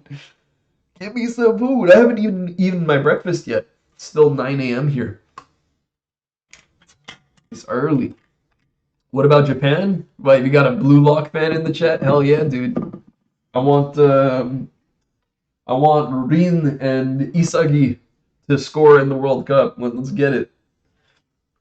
What kind of format is this tournament? Round robin with single elimination playoff. It's a Swiss system. It's a Swiss tournament. There's no eliminations. Um, it's everybody plays 9 rounds of chess, and based on your performance, you get paired up with another player who has a similar score to you. So that's the way it works. So the stronger you play, the stronger the players you end up playing against. Um, that's the format of most chess tournaments. Who do you think will win, Gukesh or Sindarov? I talked about this earlier. I think it's going to be tough. I don't know if I can predict it necessarily. But I want Gukesh to win. I'm rooting for Gukesh personally. Eagle wants Sindarov to win. I mean, it could go either way. I think Sindarov's probably the favorite, to be honest. I think the odds are going to be on his side. But I personally want Gukesh to win. On Matt's board, we got a couple moves again. Rook f6. The rook lift happens. And here Matt apparently should have played queen d3. The point of queen d3 is now you cannot play rook g6 because the pawn is hanging. So it's a way to prevent your opponent's plan. Instead, he plays king h1, stepping away from the danger on the g file. But the problem is that the rook and queen are going to be working together, and there's a lot of activity going here. So, for example, if you try to defend, well, you don't have to defend. The queen's defending right now, but it's dangerous. It's dangerous. In the meantime, Tushi's opponent goes for a similar idea, rook g8, getting some pressure on the g file. Tushar's going to have to think about how to proceed here. He's going to have to play very defensively. Something like g3 makes a lot of sense in my eyes, but let's see.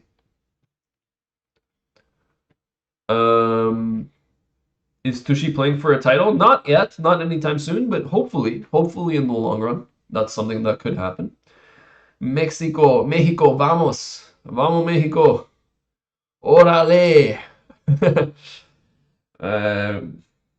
Mi español no es el mejor, pero yo digo vamos México. Me gusta México. Quiero comer los tacos. Tacos, burritos, enchiladas, quesadillas. Man, Mexican food is the best. What else did I miss here? Did anyone else talk about mitun? I don't know what that is. I'm sorry. Don't like g3 with black's light square bishop on the long diagonal. Yeah, so Timbo, I don't disagree with you, but like at the same time, what are you gonna do? Because you're fully on the back burner here, right? So how else will you try to defend? Do you want to maybe move the knight away and then play like f3? Or move the knight away and yeah, I guess play f3, g4. I don't know. All I know is that this is dangerous. Like, this is not promising. Maybe there's no immediate threat, right? I mean, there is no immediate threat. I can tell you that much. It is worth noting that you can't move the queen away from the defense of the knight at this point. Like, if you try to get a little bit active, all of a sudden, boom, the knight's hanging. Look at the pin from the rook. So that's something to be very careful with. So what do you actually do? Like it's a serious problem. I don't know how to proceed here. Speak a little bit of French. Let's speak your French. Pourquoi est-ce que tu veux que je parle en français? Moi, je suis francophone. Si tu veux m'entendre parler en français, je fais les streams de commentaires pour Sarah Chess. Sarah est une streameuse française et puis moi, je suis francophone et je fais le commentaire en français aussi et ça fait du bien. Brian, you're enjoying the commentary? Dude, I appreciate it, man. I'm having a good time, and I'm doing this for all of you. So if you guys are having fun, that means I'm having fun. I'm glad. I'm glad. Queen g5 played on Matt's board. Queen g5. And you see all the pieces rolling. We're going to probably try to get king f7 and then rook h8 into the mix as well, is what I would imagine. So then you can get h3 ideas. For the moment, there's once again nothing tactically present, although you do have the possibility in the long run of sacrifices on h2, right? This bishop on f4 is a threat. It can't be kicked out, at least not immediately. And the h2 pawn, as soon as the king comes up, all of a sudden you got to worry about like queen g3 ideas. There's nothing yet, but still got to be careful.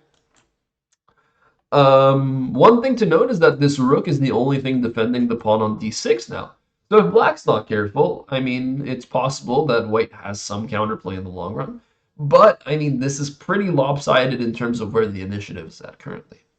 By the way, looking back on Tushar's board, Tushi decided to play pony d2. So he was thinking along the same lines as you, Timbo. He's thinking, okay, you know, I don't like this pressure that's going on. I'm going to move my pony out of the way. I'm going to be able to play f3 or maybe even g3 now, because g3 keeps the defense of e4 with the knight, bishop, the pony, the juicer, and the fatty. They're all working together to keep everything locked down here. Where can you find these games live? That's a great question. You can find them on the chess.com website. So on chess.com/ Vigevano open. Let me see if I can share it with all of you. Let me see if I can share it with all of you real quick here.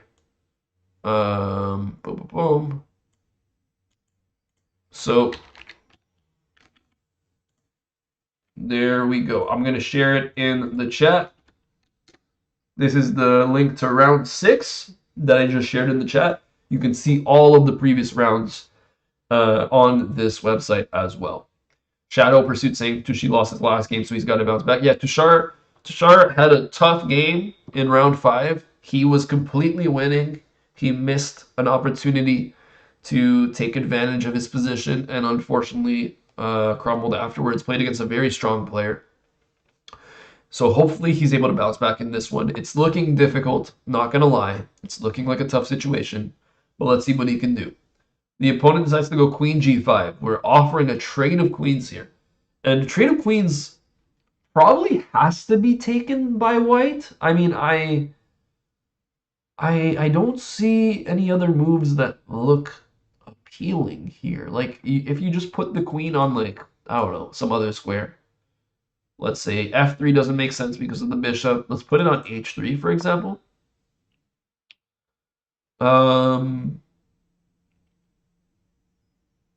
What's going to be the idea here?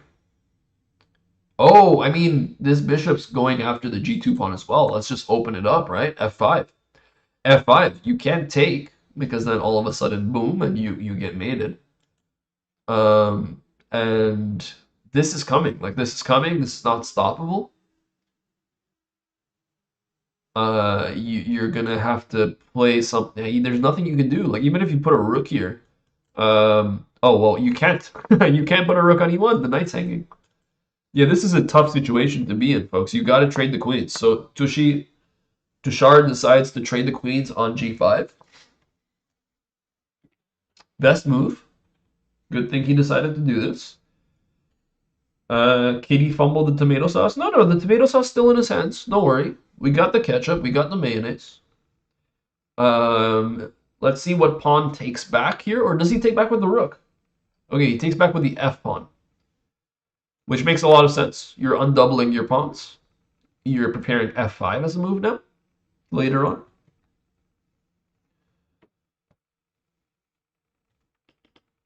So this is the live position that we have. The time is pretty low for both sides, by the way, folks. Like, this is not easy. It's not easy to play with. You know, you started with an hour on the clock. Now you're down to like 15 minutes. It's not necessarily the easiest thing in the world. And now you see he played f3. This was the reason why he put the pony on d2. Put the horsey on d2 so he can play f3, solidify the pawn on e4. So now we get pony takes. We're going to get pawn takes back very quickly.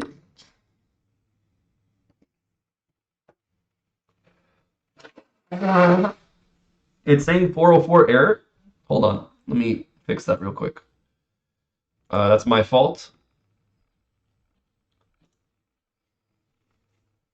I'll share the link with you guys in just a second. All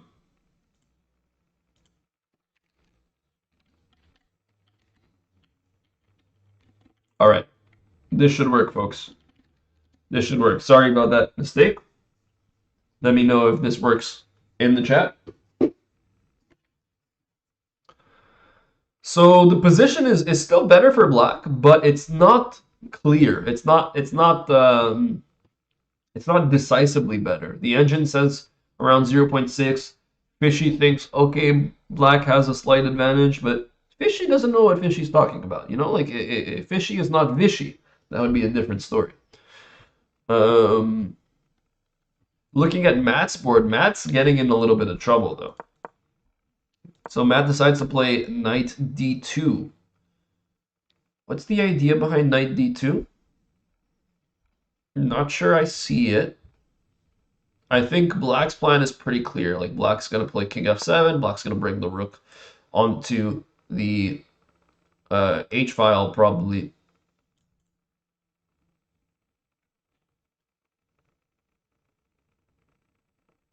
But even then, you still have to open this up somehow. It's not necessarily the easiest thing to do.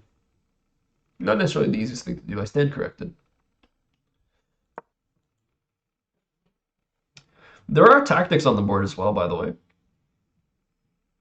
I mean, not just yet, but there can be. So notice that now the knight is hanging. The mating ideas are present. H3 is an option. Bishop takes on H2 is an option. There's a lot of things to consider here. It's going to be hard to play defensively. Nothing works just yet, but it's tough. A couple moves played on Tushar's board here. So after knight takes d3, c takes d3, we get bishop a6, hitting the d3 pawn. We're going to probably just move our pony out of the way to defend with the rook. Hello, KKRH. Welcome to Twitch. Good to have you here. And Hamburger times 2, thank you for the follow on my channel. I appreciate it. Kavan is saying king f1 to defend the g3 square. King f1. What are we talking about here? I'm not sure what you mean. I don't think I get it. Debo asking, which opening do I like the most? Personally, I really like playing the Scotch, well, the 4-knight Scotch. It's pretty easy to play against with black, but I like the positions I get out of it, and you know, I'm not too much of a gambit style player. With the black pieces, I just play e4, e5, to be honest. E4, e5, d4, d5, and I just learn everything. Kavan, you meant the knight. Gotcha, gotcha. No worries, no worries. So you wanted the knight back to f1. So you wanted the knight back to f1 to defend the g3 square. Well, the problem is that the g3 square is not actually weak. Like, the g3 square can't be attacked. The dark square bishops are no longer there. So you're really only playing against black's control of the light square complex. And yeah, it's not too problematic. Here, there is an infiltration happening with the rook, so the rook steps up to c2. The other rook's going to probably go on c8. And Tushar's going to have to, you know, work against this. I don't see anything concrete here. I would imagine they're going to try playing like rook e2 or rook b2 to try to double the rooks on the second rank. But I'm not sure. A good overall, you didn't like knight d2 from Matt. Instead, you would have preferred b2. Knight b2. Knight b2, and then is your idea to try to go knight d3. Unfortunately, this tactically doesn't work. The problem is bishop takes, king takes, queen g3 check, king h1, and now h3.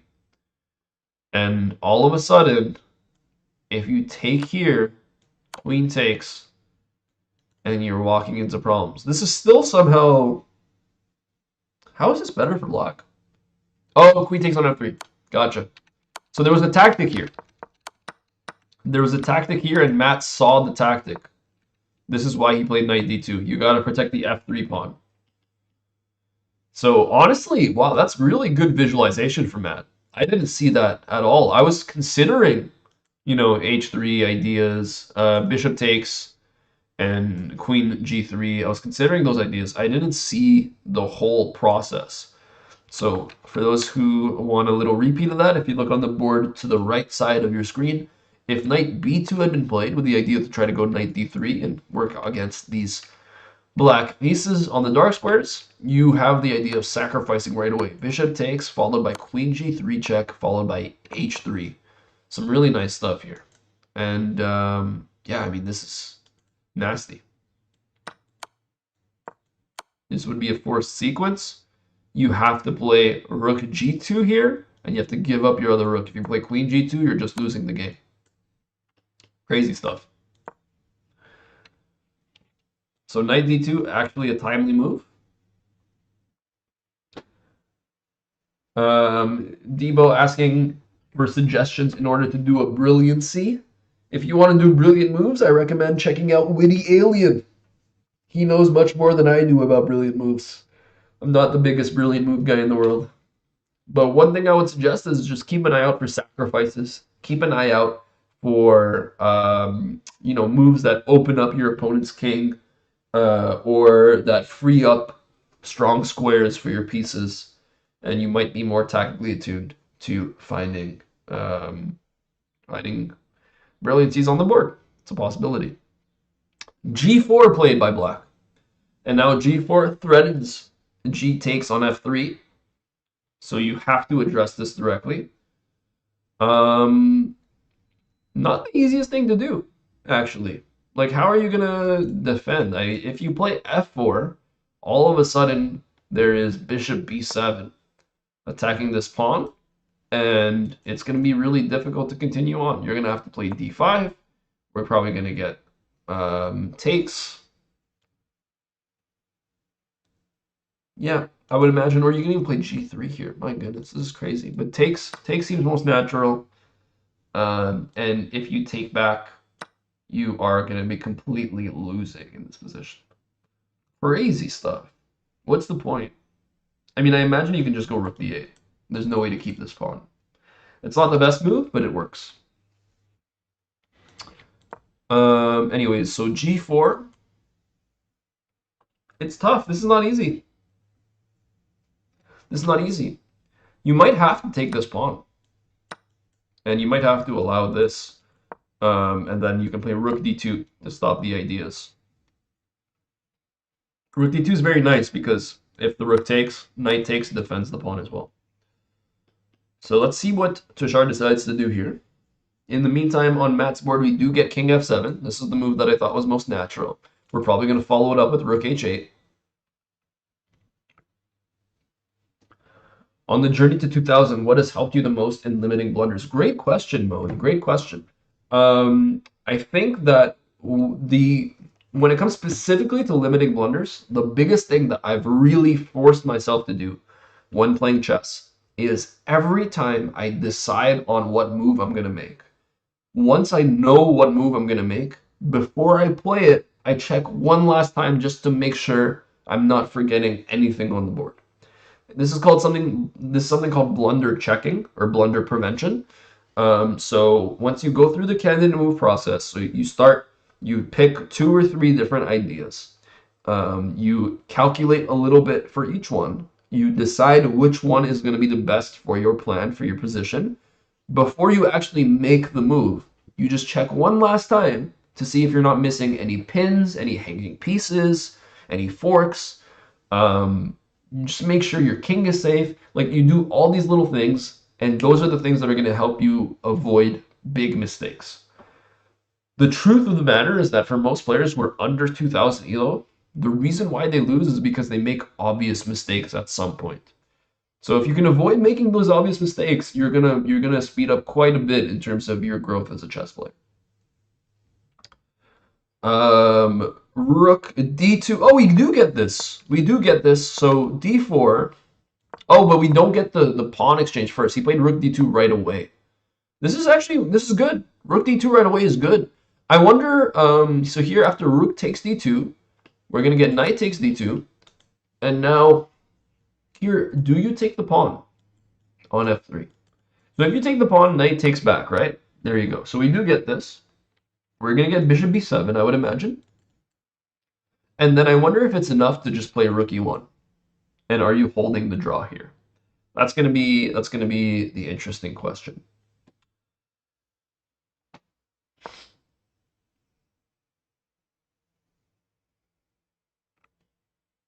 Good overall. You didn't like knight b2 because you don't want to go back with your pieces. No, I agree with you. I agree with you, and the engine also agrees with you. You are correct in saying that if you can avoid retreating, you probably should. He's committing to a passive position. He's committing to a defensive position. Although he brings the knight towards the defense now with knight f1. So it is, from that sense, it's fairly logical. Rook h8 played. And we're going to see, oh, okay, mistake being made by Tushar's opponent. Bishop d3, so put the juicer on d3, but the juicer looks like a little silly here. The juicer looks a little silly. It doesn't have as much space to navigate.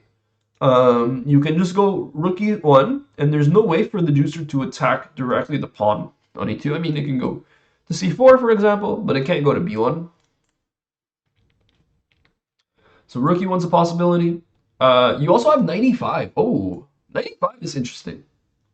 95 is interesting because you say, okay, take the pawn. I'm going to take this pawn, and I'm also attacking your juicer. So you have to do something about this. But he decides to play rook e1. This is principle. This is principle. How do you learn positional play compared to tactics where puzzles are seemingly an easy answer? It's a great question. Um, Honestly, for me personally, the way that and I'm not a great positional player. Like I have to preface this, I'm not like an expert authority on the topic, but what helped me a lot is reading chess books. There's a book called How to Reassess Your Chess. It's a book by the late great chess author Jeremy Silman, and it's a really, really great book. Talks about imbalances on the chessboard, understanding pawn play, understanding bishops versus knights, for example, understanding the different color complexes on the board. I find that super helpful. So that's one thing I would recommend. Also, wow, look at Matt's board. All of a sudden, it's equal. And this move is unintuitive. I mean, why would you play rook h6? What's the idea here? I don't even know. He's just giving up his a5 pawn, and there's no concrete plan, to my eyes. It doesn't really make sense. I don't get it. I don't get it. It's not doing anything. The rook was already working on the h file. Unless he wants to hide his king on h7, maybe? But just giving up a pawn to do that is weird. I don't understand it. What is the difference between classical chess and other time controls like Blitz, Rapid, and Bullet? Classical chess is a battle of ideas carried out over long term. It's really just I'm making a plan, my opponent's making a plan, and every single move we're taking the time to think about how my plan is going to materialize before my opponent's plan. It requires discipline, it requires patience, it requires mental fortitude. You've got to stay focused, you've got to stay locked in, you've got to see the big picture, and you always have to think about how you're going to transition into the next phase of the game. Classical chess is intense, it is not easy. Um, when you talk about blitz chess, it's more about immediate tactics. You're talking about tricks. You're thinking about, okay, how do I just immediately pose those problems? How do I get my opponent to be on the defensive? How do I respond to my opponent's ideas? It's all faster. Everything's faster. It's less about concrete overall planning and it's more about direct, like, okay, if I put my piece here, it's going to do this. Let's go for it. They're very different in nature. They require very different skills, very different strengths. They do support each other to some extent, but playing a classical game, for those who haven't played it, I highly recommend it. I feel like you learn so much, you grow so much as a player, because it forces you to think about things that you don't have time to think about when you play Blitz or Bullet. Good overall saying there's a fork in Tushar's board. Yeah, the knight is attacking the bishop on d3, the juicer on d3, and the pawn on f7. Now, wait, what happened?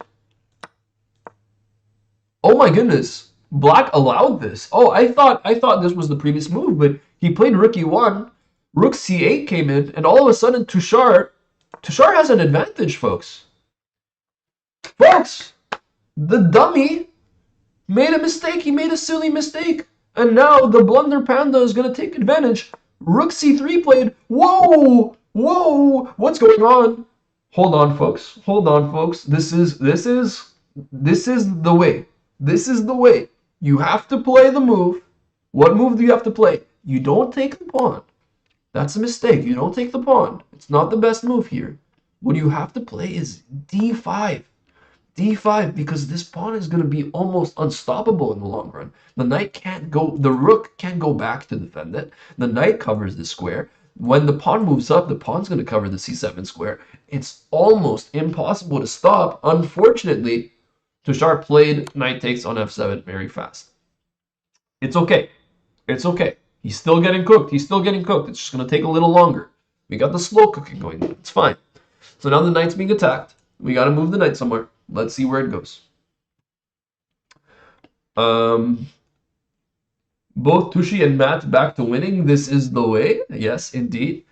So winning is a strong word here. They do have a slight advantage. They are not winning. This should still be, in theory, a draw with perfect play. But chess is not played perfectly by human beings. That's the big thing. What a big mistake, though. What a big mistake by the opponent. What should they have played? What should they have played here? Instead of Rook C8, which they decided to go for, they could have just moved their bishop. They could have just moved their bishop. They could have brought their king up. A few different things they could have done. Anyways, this is the live position. The juicer goes to C4. Do we take the juicer? Maybe. Or we can just push the pawn. We push the kiddo.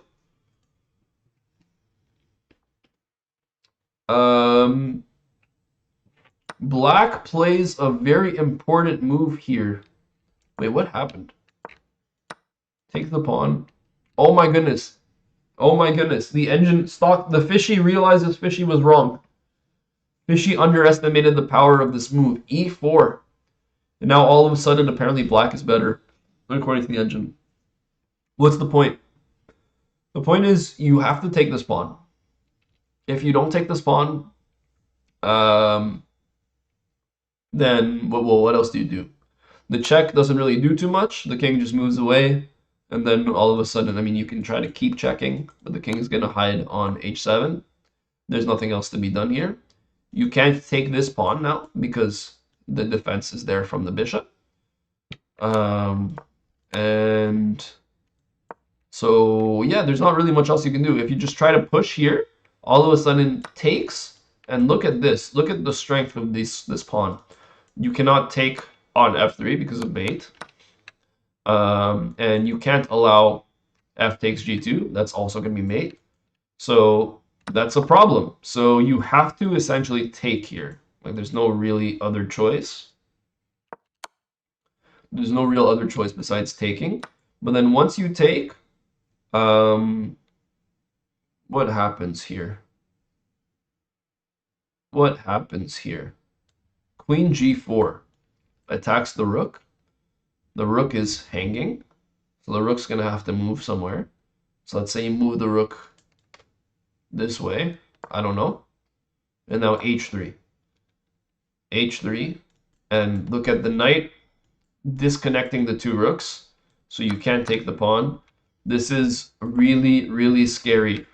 Really scary for white. Must be great. Must be great. Is that a Rocket League reference? I like Rocket League. Smooth like butter, but the butter is not slick. Well said, the Sound of Rainforest. Well said. Do you believe you play better over the board or online? I think I play better over the board, but I think I also make sillier mistakes over the board sometimes. I do like the strategizing aspect of playing over the board and thinking. But I don't disagree with you that online visualization is a lot easier with the arrows, with the fact that everything's so condensed on a small screen. Simple. Why not h3 first? Good question. So after takes, why not h3? If you play h3, here apparently there is the possibility of g4. That's crazy. g4, f takes g4, and all of a sudden, white is doing fine. You can give a check. The king's going to run away. You can give another check. King's going to run away. And now the queen steps up to f5. We get a trade of queens. And white is up a pawn. White has the connected passers. If white can survive the attack on the king, white probably is going to win this game. So that's the reason why you don't want to rush h3. You want to play it when the time is right.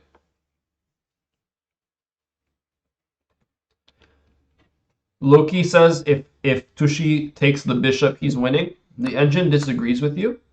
But practically, I mean, it's not the easiest. These rook and pawn endgames, they're far from simple. These two pawns are connected. They're going to work together. One of them is going to become a passer, probably the d pawn. So e4, f takes e4. Oh, and f takes e4. Okay, Matt is back in the game here. Matt is back in the game. They didn't find the right idea. So the right idea here would have been queen g4. Not easy necessarily to spot queen g4 followed up by h3, but you had to see that. Although Matt makes a mistake, he plays queen e1. This is tough. I mean, mistake is a strong word here. It's not easy. It's very, very difficult to see how you continue here. You can't play h3 now. If you play h3, the pawn on e4 is hanging, and we actually defend the g2 square now. So that's the difference. Avir, thank you for the follow. Appreciate you. Queen e1, practically you like it, and yeah, man, I don't disagree with you. I don't disagree with you. Like, it makes a lot of sense. It's posing a question. It's attacking the e-pawn. It's kind of forcing black to do something about this. You have to defend it or push it. Let's see what they decide to do. Yeah, Avir, I figured. It's great to see you on Twitch, man. You're going to be able to chat with everybody else. That's awesome. Rook d1 in Tushi's game. So wait, let's see. So a4 was played by Tushar. Best move. The blunder panda becomes a brilliant panda. And now bishop b3 here, attacking the pawn again. So now you're going to have to defend with rook a1. It's the most natural looking move in the position. You can also choose to go on the attack. So like rook f1 is an idea. Rook f1, if bishop takes, rook f7 comes in. And all of a sudden, there is serious danger going on. Rook f7, we're going to take, and we're attacking the bishop, and we're going to be working with the knight together. That's an option. So let's see what Tushar decides to go for. Rook a1 is probably the most logical move, though. It's the simplest move. It makes a lot of sense. No need to make things complicated. K2 is asking, what's your elo? My elo is around 2,000. 2,000. E3 played by black on Matt's board, and queen e2, blockading the pawn. Also defending on g2. Very logical stuff here. 2,000 online. Yeah. Good overall. I should emphasize 2,000 in all time controls on chess.com. Wait, hold on. Is that actually true? Let me see. Oh no, I'm not 2,000 blitz yet. I'm only 1960 blitz. So we got to work on it. Houseline is on the board on the right. That's Matt. He is the man in the back on the left. Sadistic Tushi is directly in front of the camera on the left. They're both playing with the white pieces today. Rook a1 looks passive. Loki, I don't disagree, but I also think that if you're able to hold on to this pawn, you should. Keep in mind, white is up a pawn. Like, that's the biggest thing. Tushar currently has 5 pawns. His opponent only has 4. So if you're able to maintain that pawn advantage, why wouldn't you do it? Oh! Oh, wait, the opponent messed up. H3, they rushed it. I was just telling you about this. You cannot rush this move. You're going to play G3 now. The bishop's going to be forced away. Well, the bishop's not forced away. No! Oh, wait. Okay, never mind. I thought Matt played something. So G3, bishop's not forced away. You can't actually take the bishop because of mate. So here, what you can do instead is you can probably, well, black has to do something. G3 played, by the way. So let's see if black has an idea. What could be an idea here? I mean, there's not much to be done, though. There's not much to be done. The key thing is if the bishop moves away, now we can take the pawn on e3. So the bishop can't move. The bishop can't move. But let's say you do anything else. Oh my goodness, but then queen f3. Queen f3 is going to come in, and then we can take the bishop. Oh my goodness, Matt's going to win. Matt's going to win, I think. Because, like, you have to either move the bishop or queen f3 will be played. I guess you can move the king, maybe. But even when you move the king, queen f3 is still played. Bishop has to move now, and then knight takes. You can defend with the rook, but then you can just take. This is winning for white. This is better for white, at least. Also, look, another mistake. A mistake by Diego. Tushar's opponent messes up. He plays rook e3. So rook a1 was played. Rook e3. Why is this a mistake? Oh, it's rook a3. Played by Sadistic Tushi. Played by the Blunder Panda. He's a brilliant panda now. Look at this move. Rook a3. The bishop is pinned. We're going to get knight c4 coming in. And there's going to be no space. You can actually play king f2. King f2, forcing the rook to move out of the way. We're going to play rook d1. Rook d1 3 is impossible. And then, wait, rook c3. So what happens? What happens? Hold on. Okay, I have to think. I have to actually think for a little bit. Maybe the idea is going to be knight c4, rook here, and then knight d2. That should just be better, right? But then rook check, king up, bishop out of the way. I don't know. It's still not obvious. Still not obvious. But let's say you just play a move, hypothetically. I don't know. Let's play a random move here. Okay, that's not a good move because of the blunder. I don't know. Bring the king back. Okay, there's no direct threat. There's no direct threat. Rook e1 played.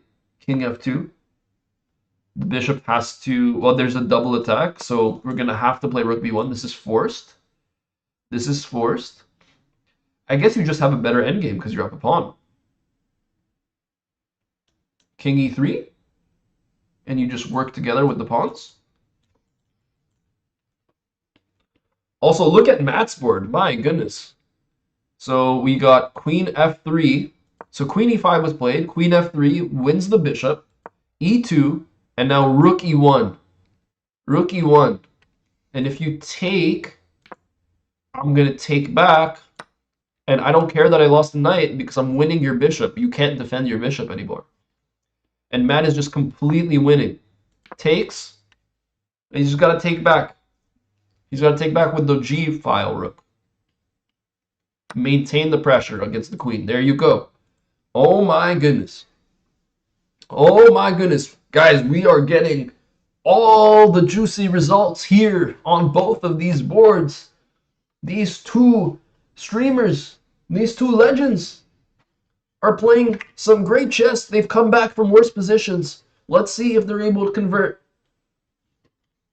This is the time. This is the way. This is the way, chat. This is the way. So looking at Tushi's game, we have rook b1 played, essentially forced. And now let's see if he can convert. Does he understand that the endgame is winning? Is he going to just walk up with his king, work with these two pawns? You know, there's also sometimes the possibility of sacrificing the bishop as a line of defense. I don't think he's going to do that, but it is something to consider as well. Deasjin, how you doing? It's good to see you. Let's go, Matt. We got that energy coming in. You love it. Matt is, wow, but this is a great win for Matt. This is a fantastic win for Matt because he's playing against a strong player. I mean, 1958 ELO, FIDE, that might be one of his best wins. What's up, Sour Apple? How you doing? Next level thinks Tushar can win this while half in sleep. Let's find out. We should tell him, hey, Tushar, go to bed. Somebody sing a nursery rhyme. Sing him a lullaby.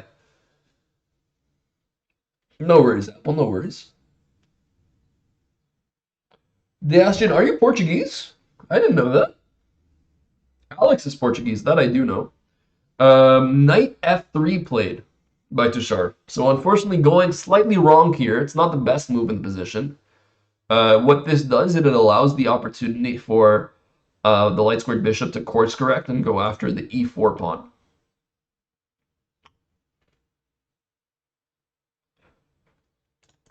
But let's see. It's not necessarily the most obvious thing in the world. If you throw in the check first, just to show you guys, king e3 now, and the bishop move is no longer as strong. So it's still possible to go wrong here. Bishop c2 would have to be played. And if e5 is played, it becomes a lot harder to advance these pawns, and this becomes a draw. So here you would have to probably play knight d2 and try to hold on with your pieces. But it was a miss, timely miss, to go after, to not bring the king into the endgame.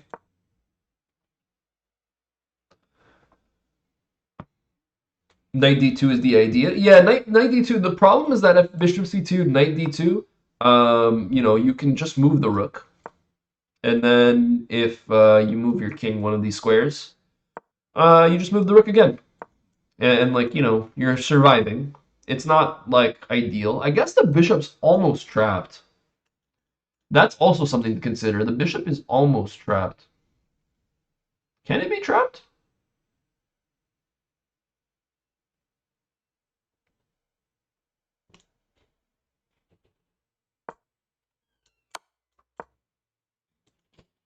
No. Bishop d1. Never mind. Never mind. Magnus, more like Maggie Nurse. Nightbot is hilarious over here. Yeah, Matt is completely winning now. Matt is completely winning now. His opponent, I think, is realizing it. You kind of see that look of like just desperate look of just trying to find something on the board. Something that's not there. Wow. Matt survived a really strong attack though. That's impressive. He's going to be up a solid 2 pawns after winning that bishop. Can Matt's opponent sack his queen? I mean, in theory, you can, but it doesn't do anything. After the queen sack, you're just losing a queen for a rook, and your bishop is not going to be saved because the bishop is still pinned to the king. So it doesn't make sense. It doesn't make sense. The logical play here would be to try going for like some sort of mate on g2. Just trying to go for that. So knight f3, bishop c2 played by black. Now Tushar's going to have to find knight d2 here. You can't play king e3 anymore. If you play king e3, then you're going to get rook b3 check, and we're going to get a trade of the rooks, and all of a sudden this becomes a draw. So it's hard. I mean, it's still not an obvious draw, to be honest. But you want to avoid the trade of rooks.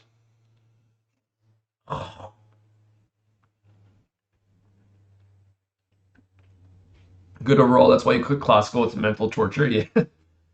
You know, that's. I mean, if you're trying to play classical chess with the idea of winning as much as possible and improving, and that's your #1 priority, it's going to be tough because you're not always going to be able to do that. Bro, Hikaru, in his recent interview, when asked which chess player you feared to play against the most, he replied, I think it has to be Farsi chess. Yeah, Hikaru knows what's up, bro. Hikaru, I mean, he remembers what happened the last time we saw each other. He doesn't want that smoke. Hikaru, man, I'm here whenever you want it, but I know you don't want it. Come get me, bro. Come get me. Did Tushi get a bye in round 4? No, he did not get a bye. I think he had a draw in round 4. I'm pretty sure he drew his 4th round and lost his 5th round, if I'm not mistaken. When you lose a classical game, what is the feeling? It depends on the person. Some people get frustrated, get angry. For me personally, I think I'm mostly just disappointed in myself because usually it happens because of a mistake I made. E5 play, by the way, I don't like this. I don't like E5. You're freezing your own pawns in the center. There's still the idea of a breakthrough, like going d5 and then trying to force open this pawn, so like putting a rook on e3 and then playing d5. But it's going the wrong way. It also requires losing the pawn advantage. I'm not a huge fan, unfortunately. But let's see. Let's see. I mean, there's only 10 minutes on the clock for either side. It's gonna get more stressful. It's gonna get more tense, and mistakes are gonna happen. That's just the nature of the game.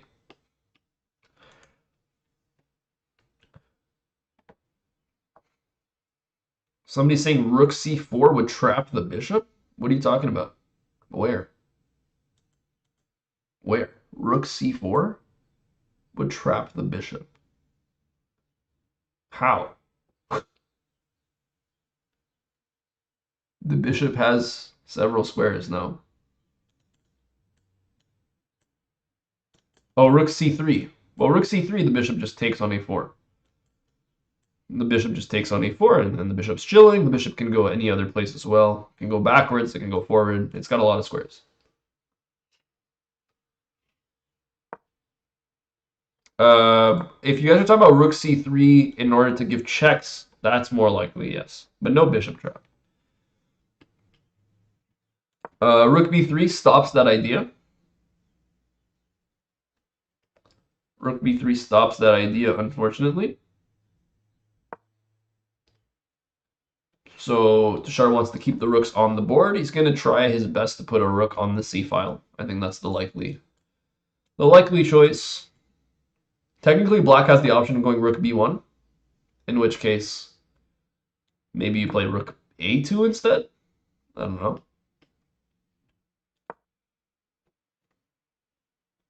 Someone please tell you if there's increment. There is increment. There's 30-second increment. Every move adds 30 seconds on the clock. Farouk is asking what's the score for Tushar. Tushar is on 3 points out of 5 so far.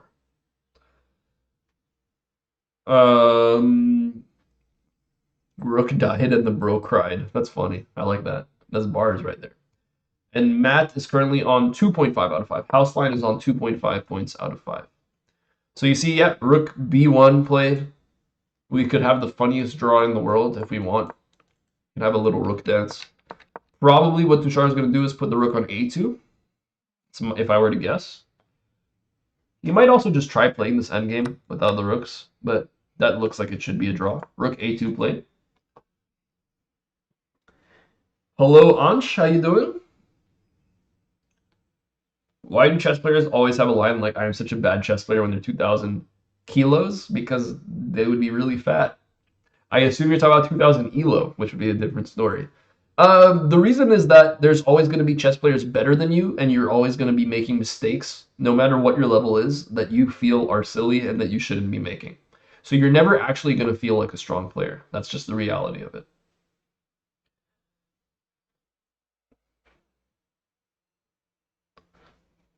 Kamlesh, putting it succinctly, there are also 3,000 elo. Exactly.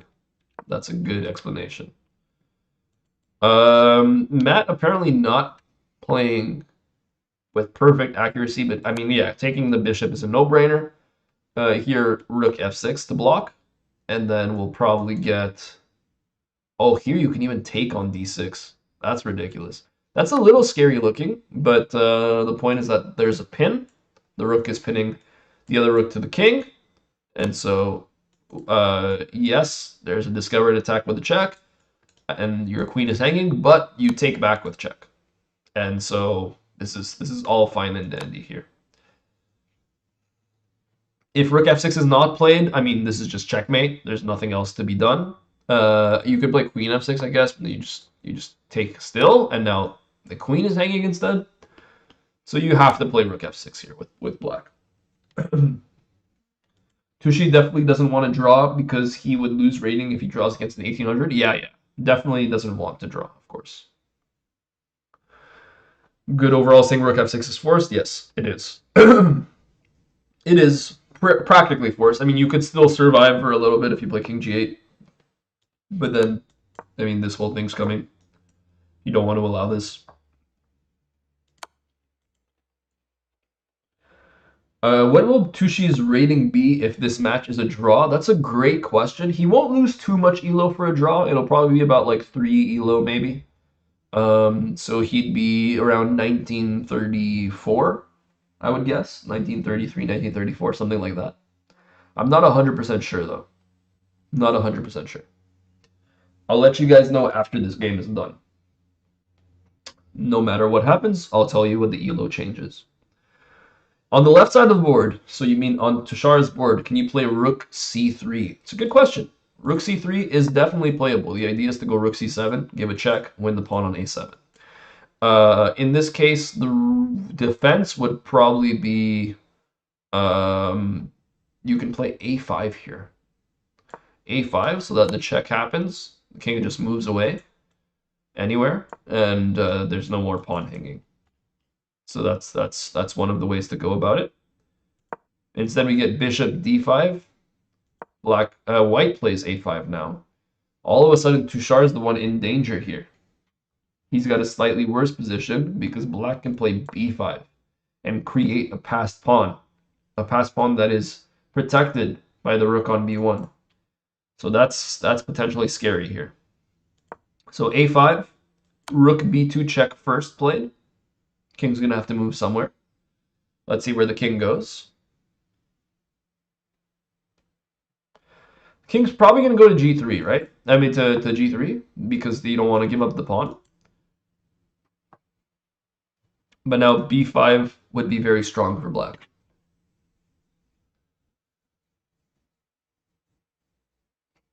Let's see what happens. Rook f6 played on Matt's board, by the way. Now let's see, does Matt see queen takes d6? I think he will. But even if he doesn't, I mean, he's completely winning. You can play queen e4, try to go for a mate. Queen e4 threatens checkmate on e8, but you'll have this first. Jade of rook 7. Tushy making some weird moves. Yeah. Now it becomes really difficult. It becomes really, really difficult here. There's only one move that Tushar has. He plays it, rook c3. So the point is, he's letting the b pawn become a passer because he wants to go after, he wants to hunt the a7 pawn and make a passer of his own on the a file. That's the plan. Matt won. You already see him with Alex and Rachel. That's so funny. That's so funny. I mean, it's not surprising that he won, but it's funny that that's how we find out. Tushar's game is going to be interesting to keep an eye out for. How can Tushar win? It's going to be hard. It's going to be really difficult, but essentially the idea revolves around giving this check on c7, forcing the king away, taking the pawn on a7, and then trying to promote this pawn. So you're going to have to use the knight and the king as defensive units. Probably the knight, because the king is too slow. It's on the other side of the board. The knight's going to have to get in the way of the promotion square of the b pawn. So probably you're going to see something like this, trying to get onto b2, for example. And then the knight's going to have to sacrifice itself for the pawn, while this bishop is going to sacrifice itself for the a pawn, and then we'll get a rook versus rook endgame if this is what happens. Now, realistically speaking, it's a lot easier for black to promote their pawn than it is for white to promote their pawn. So the odds are going to be probably in black's favor, right? But it's not, it's going to be close. Rook c3 played, bishop c4. Oh, bishop c4 is very nice. Cutting out the rook from the c7 square. Very, very nice move. Now, Tushar's going to have to play to try to get his pieces in the game. So he can try to get his knight in the game somehow with like knight e1, knight d3. He could try to play something like knight e1, knight c2, try to cover this b4 square. That might be interesting. Apparently the best move is d5. d5 is kind of crazy. d5 with the idea that if e takes d5, now you reroute the rook to e3, and you're going to push the pawn on the e file instead. And the other thing that you can do is if d5 and bishop takes, now you stick with your idea initially. And you grab the pawn on a7, and then you work with the a pawn. So it's a tough move to play. But let's see if Tushar can find it. Streamception. Hey, we got a house lion in the chat. How you doing, Matt? Congratulations on what? That was a crazy game. That was a crazy game. Matt, you want to hop on a little Discord call? How you feeling? A big congratulations. Little spoiler for all of you, but it looks like we have gotten a little W for our boy Matthew Berchard. Rachel with the raid and Asmoana with the raid. We love to see it. Welcome, welcome, viewers. Raiders coming in. How did Rachel's game go? How did Alex's game go? How was everything? I hope that this round has proven to be successful. We're watching Matt perform some magic over the board. It's really lovely to see. And in the meantime, Tushar has a very interesting endgame. I mean, it's going to be tricky. The engine says it's equal. Tushar might be in a little bit of trouble, though. So we'll see what happens here as the game plays out. 8 minutes on the clock for either side, so it's going to be cutting it close. No magic from Matt? Oh, wait. No, what happened? Really? Uh-oh. Okay, I might have rushed to conclusions here. I might have rushed to conclusions. Um, Here, Queen e6 is a possibility, just working with the pin. You still got to be careful, I guess. I mean, the pawn on h3 is actually incredibly annoying because any back rank check would essentially lead to mate if not properly defended against. So there is that as a possibility. Um, let's see what Matt opted to do here with 2 minutes left on the clock. The stress is real, guys. The stress is real. It's a very real factor. You're playing a game with 1 hour on the clock, and all of a sudden you're down to 2 minutes. It's not easy to deal with. We do see Queen e6 on the board, it looks like. Let's see if that populates here on chess.com. Yes, it does. Queen e6 played, giving the check, working with the pin. And so the only responses really are King g6 or King f7. King g6 played. Oh no! I mean, okay. Well, rook takes can happen. Rook takes can happen. I almost thought rook takes would be back rank, but rook takes is a check. But I would assume here you give. Okay, you gave another check. Gotcha. Is the plan to just win this pawn? Is that what happens? Queen takes on h3. Queen takes on h3 would still be winning for white. It would allow the time to take on c2 here. Actually, does it really though? Oh, we go back to e6. Interesting development here.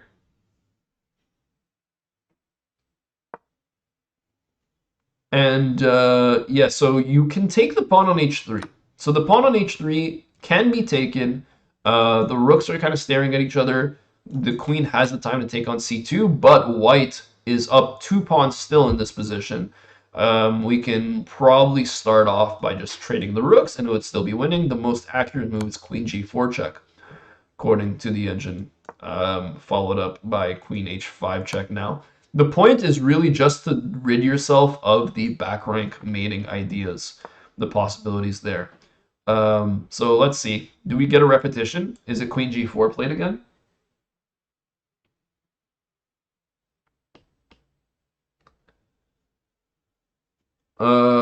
In the meantime, on Tushar's board, Tushar's thinking he's down to just 5 minutes on the clock. And you see the thought process, the mental sort of energy being spent here as his time slowly dwindles down. D5 is a very difficult move to find. Well, it's not that difficult to identify as a possibility, but it's difficult to calculate and assess whether or not it's actually going to be beneficial to you. Because D5, you have to consider two different possibilities with the capture, two different possibilities with the pawn pushes. So rook checking on c7 and taking on a7 being one of them. And then if not, if the pawn takes back, then you have to think about repositioning your rook to e3 and then working on the e-cloud. Okay, so Matt has repeated again. Queen g4, check, king f7. So one more check on e6. One more check on e6 would be a draw. That would be a threefold repetition. Matt down to less than 1 minute on the clock. It's stressful, folks. It is stressful. I mean, the checks, you can play the checks to bide for time. And as those seconds tick down, you're kind of just using all this nervous energy. And at the end of the day, you have to do something. You're resigned to essentially playing on increment for the rest of the game, pretty much, unless if you're able to build it up somehow. But time continues to tick down. The heat doesn't help. We get a trade of rooks. A trade of rooks happens, and all of a sudden the evaluation drops completely. The problem is this pawn on h3 is still present. That's the big issue. Anything with check on the back rank would be a mate. And now all of a sudden, there is the possibility to give a check first, forcing the king up, and then grabbing these pawns. That's going to be the big issue. Um, and also, you don't just grab the pawns; you get them with check. That's that's the tough part. That's the tough part. So we get check, and then queen takes on c2 with check. And essentially, in order to avoid just losing all your pawns, you're going to have to just bring your king back. And it would allow seemingly something close to a perpetual. It would at the very least stop queen e6 from happening. The king stepping forward would probably be ill-advised because you're going to lose another pawn with check again. So the queen's likely going to step back. King f1. And now you can just continue to give checks here. You can also give a check on d1 and win the pawn on d5, which protects all of black's pawns. I don't know why the arbiter just randomly ran up to the camera right there. That was interesting. Hop on a call? Yeah. Absolutely, Matt. Let's do it. Oh, let me turn off my camera. Hello! Hello. Yeah, I couldn't find the dub. I knew it, like, obviously we both know, like, I'm pushing and winning, but, like, queen takes h3 just felt like he's getting pawns and stuff as well, but maybe it's better. Oh, actually, queen takes h3 makes lots of sense because then it's with check. Wait, are you there? Can you hear me? Yeah, I can hear you. I'm just putting your camera up Oh, on the oh, feed. My and okay. bad. But I mean, a draw is a good result. Also, okay, I was under so much pressure. Yeah, Allowing his getting his bishop to f4 was such a great resource from him. I was cooked. I just thought I was cooked. And I was like, well, I saw some sacrificial ideas for him that I don't think quite worked. But I also thought he should have gone like bishop e3 when he had the trance. Um, yeah, it was interesting, and I want to just say first of all, a draw is a great result against a player of this caliber, man. Like the fact you survived that attack, kudos to you. It was Also, not there was a easy. point where like I had everything together and I was like, I'm free to take pawns. Like he can't hurt me. And then I'm like, I've got this. He's miscalculated. And his E2 push as well. Like I had that all under control. At least I think I did. Maybe there's like some pure resource, but like I was like, it's nothing.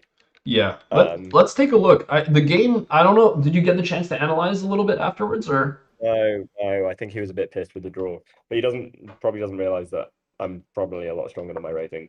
Yeah, yeah. I Especially think in the that. night off. He played a night off, and dude, I beat a CM in the night off. Like, I was so happy when he played a night off, like so happy because I was like, bro's cooked. Like, bro's not got this. All right, well, let's take a Um, look. So yeah, like you said, Nightorf, you're familiar with it. You got what you one wanted thing out I of the will say is opening. I've never ever played it like this. I've never ever played Bishop E2 F3 short castles. I Oh, always long castles. yeah. Usually, I mean, yeah. I like I was telling chat that like against the Nightorf, personally, I like to go with I like to go Bishop G5 E5? here, play with Oh, F4, that's Queen main. F3, that sort of thing. No, I play English attack, which is super aggressive. Gotcha. But he played H5, which is very positional. It changes the game to be a instead of me marching down the king side and smashing him open, H5 makes this such a positional game. So you've really got to understand. And also, I've never played Bishop E2. I've never looked at Bishop E2. I just know it's a move. Yeah, And so I was like, let's see how well he knows the positions because he will not have been able to prep for Bishop E2. I've never played it. yeah, Um, so I was like, let's just both get into a game we may not understand. yeah. But Um, um, general gist of my play strategically was like this dark squared bishop was trapped behind his pawns. So after h5, knight d5 is one of the main moves. Long castles is also one of the main moves. So it's one of those right. two. I never really played long castles, but I probably should because long castles is really interesting. But my next game, I'll give long castles a go because this was like a very different game to how I usually play. Um, Matt, can I just take a beat for a second? Tushar's down to yeah, less than 1 minute on the clock. And he just made a pretty big mistake, apparently. Do you mind if we just take a look at that? Yeah, yeah, go for it. I'm Um, watching on screen. yeah, so what Um, happened here? Because I didn't have my eye on this. So he played Rook A3, trying to. right. I mean, it's really passive in nature. It keeps an eye on the A5 pawn, but it's essentially accepting kind of a defensive stance in the game, It, and it allows they, B4. uh, oh, it's B4. This is the problem. Yeah, yeah, B4, and I mean that's what the whole game is built around right now. It's the possibility of passers. The Right. idea here was D5, which is really difficult to play because you don't have to just consider bishop takes, you also have to consider pawn takes. The idea being Yeah. if bishop takes, you get the rook c7 check and you get the passing a pawn. And if the pawn Yeah. takes, then obviously you get the e pawn. That's a passer. But it's still tough to evaluate because b the Well, and you it get that glorious square to your knight as well. So your knight can go start marching into the position and maybe yeah. great point. Although, Yeah, oh, it's you free up complicated. It's d4. super complicated. Yeah, so rook a3 Yeah. played, a6 not taking advantage, and now h4. But Tushar played this move with 17 seconds left on his clock, Okay. and his opponent Oh, that's has crazy. He's moving so 6 fast. minutes. Okay, but both him and his opponent has missed B4 for some reason. But B4 feels like an obvious move, no? It Like feels to that's me like like a an high obvious attack move. move. Like Absolutely. B4, you have to worry about rook a4 and like the pin, I guess. The bishop probably moves out of the way here. And the problem is can, this knight is can stuck. you push rook takes push? No, you can't. I thought you might have some like rook sack tactics to push. So now bishop back and push. Yeah, looks dangerous. Okay, yeah. How do you stop that pawn? We don't. Yeah. You were thinking like rook sack and then push on Yeah, d5? you're a tempo out though. The rook can go back to the file. Well, I was Yeah, thinking like you push, rook takes, sack, push, but no, it doesn't work. Okay. gotcha. Yeah, no, but like b4 is the critical move. Oh my goodness. You're not seeing it. They're just not seeing it, Wow. dude. Oh. Are Yeah. they both low on time? Yeah, they're The, both relatively low. I mean, but Okay. Diego, his opponent has like literally 6 times the amount of time on the clock, more, 10 times. Wow. It's yeah, he's not using it though. Crazy. He's just not using his clock. Tushar has to get Rook the trade trade in doesn't here. feel good though, no? Sorry. Rook trade feel the rook trade feels kind of scary. Yeah, but white the hidden thing here that you don't see because of the passed b pawn is that white is up a pawn here. So you can probably sack the knight and still hold a draw in this position. It's scary though. Uh, Apparently it's winning? It's What? winning. It's winning. It's the pawn advantage. It's the fact that you're gonna be able to create a breakthrough. This bishop, the a2 Okay, bishop's yeah, not no. enough, right? The bishop only controls the light squares. You can Why go is there knight bishop d2. You B1 can put here? the knight on Uh, b2 or on b4. but bishop B1, but bishop B1, surely. I thought bishop B1. Ah, but you can't promote while the bishop's on. No, but bishop Exactly. B1 holds the flag. It's just too slow. Ah, but then we push, maybe. It's too Do we bring the slow. king Bishop over? b1. The king's gonna get back in time. No way. The king gets back in That's time. It crazy. only takes 5 squares. It only takes 5 moves, right? It only takes 5 moves. Bishop b1, and Yeah, then the but it's pawn has like to move 4 times. only one tempi out, I think, right? Yeah, it's Because one bishop B1. tempo. It's crazy. Ah, It's insane. And white has the pawn majority. Like white's gonna be able to create like as soon as this king steps to f2, g4 is happening. This king is gonna be on lockdown duty, Tuchel's playing and out of the then bag. afterwards you have two passers. If this bishop Wait, is goes to this a live? b1, you have the d5 pawn and you have the g5 pawn. So he Crazy. has to play king Is this f2 here. okay? Crazy Bishop B1 stuff. played. I mean, he will play king F2. It's like the only move, right? Yeah, Like, yeah, oh, but then again, like we thought b4 was the only move for like the last 2, 3 times, and they didn't play no, it. no, but this is like only move. Like, you're worried about the passer, and He you need to played get king out of the way f4. of your own pawn. He played king f4. It still works. The king still gets to the other side in time. Wow. I think because he wants G4. I think he wants G4 for some reason, but no, okay. Okay. I mean, yeah, still, you can still do it. You can still do it. Okay. Yeah, it doesn't really matter because you're gonna be going to e3 anyways. Maybe the idea is even playing knight d3, disconnecting the bishop, and being able to create a passer that way, or just blockading on b4. Because if you're able to play knight d3, you can play knight b4, and the pawn on a6 is indefensible, and then you have the passer on the a file. Oh, yeah. So, folks in chat, Tushar all of a sudden took a position that was completely lost and is now almost completely winning. This is crazy. I mean, this is why chess is so much fun to watch, guys. Quick question. My Yeah. game, was I ever lost? Were you ever Because it lost? felt, Yeah. yeah, like It was I, it was um, there were some tactics. I have to show them to you. There was some crazy like stuff bishop going takes on. h7 tactics I was looking at. Yeah. Bishop takes h2, sorry. Oh, video's Or gone. even bishop g3. All right, video's gone, so Tushar is finished. All right. Um, I assume he'll be joining soon. yeah, I'll message him.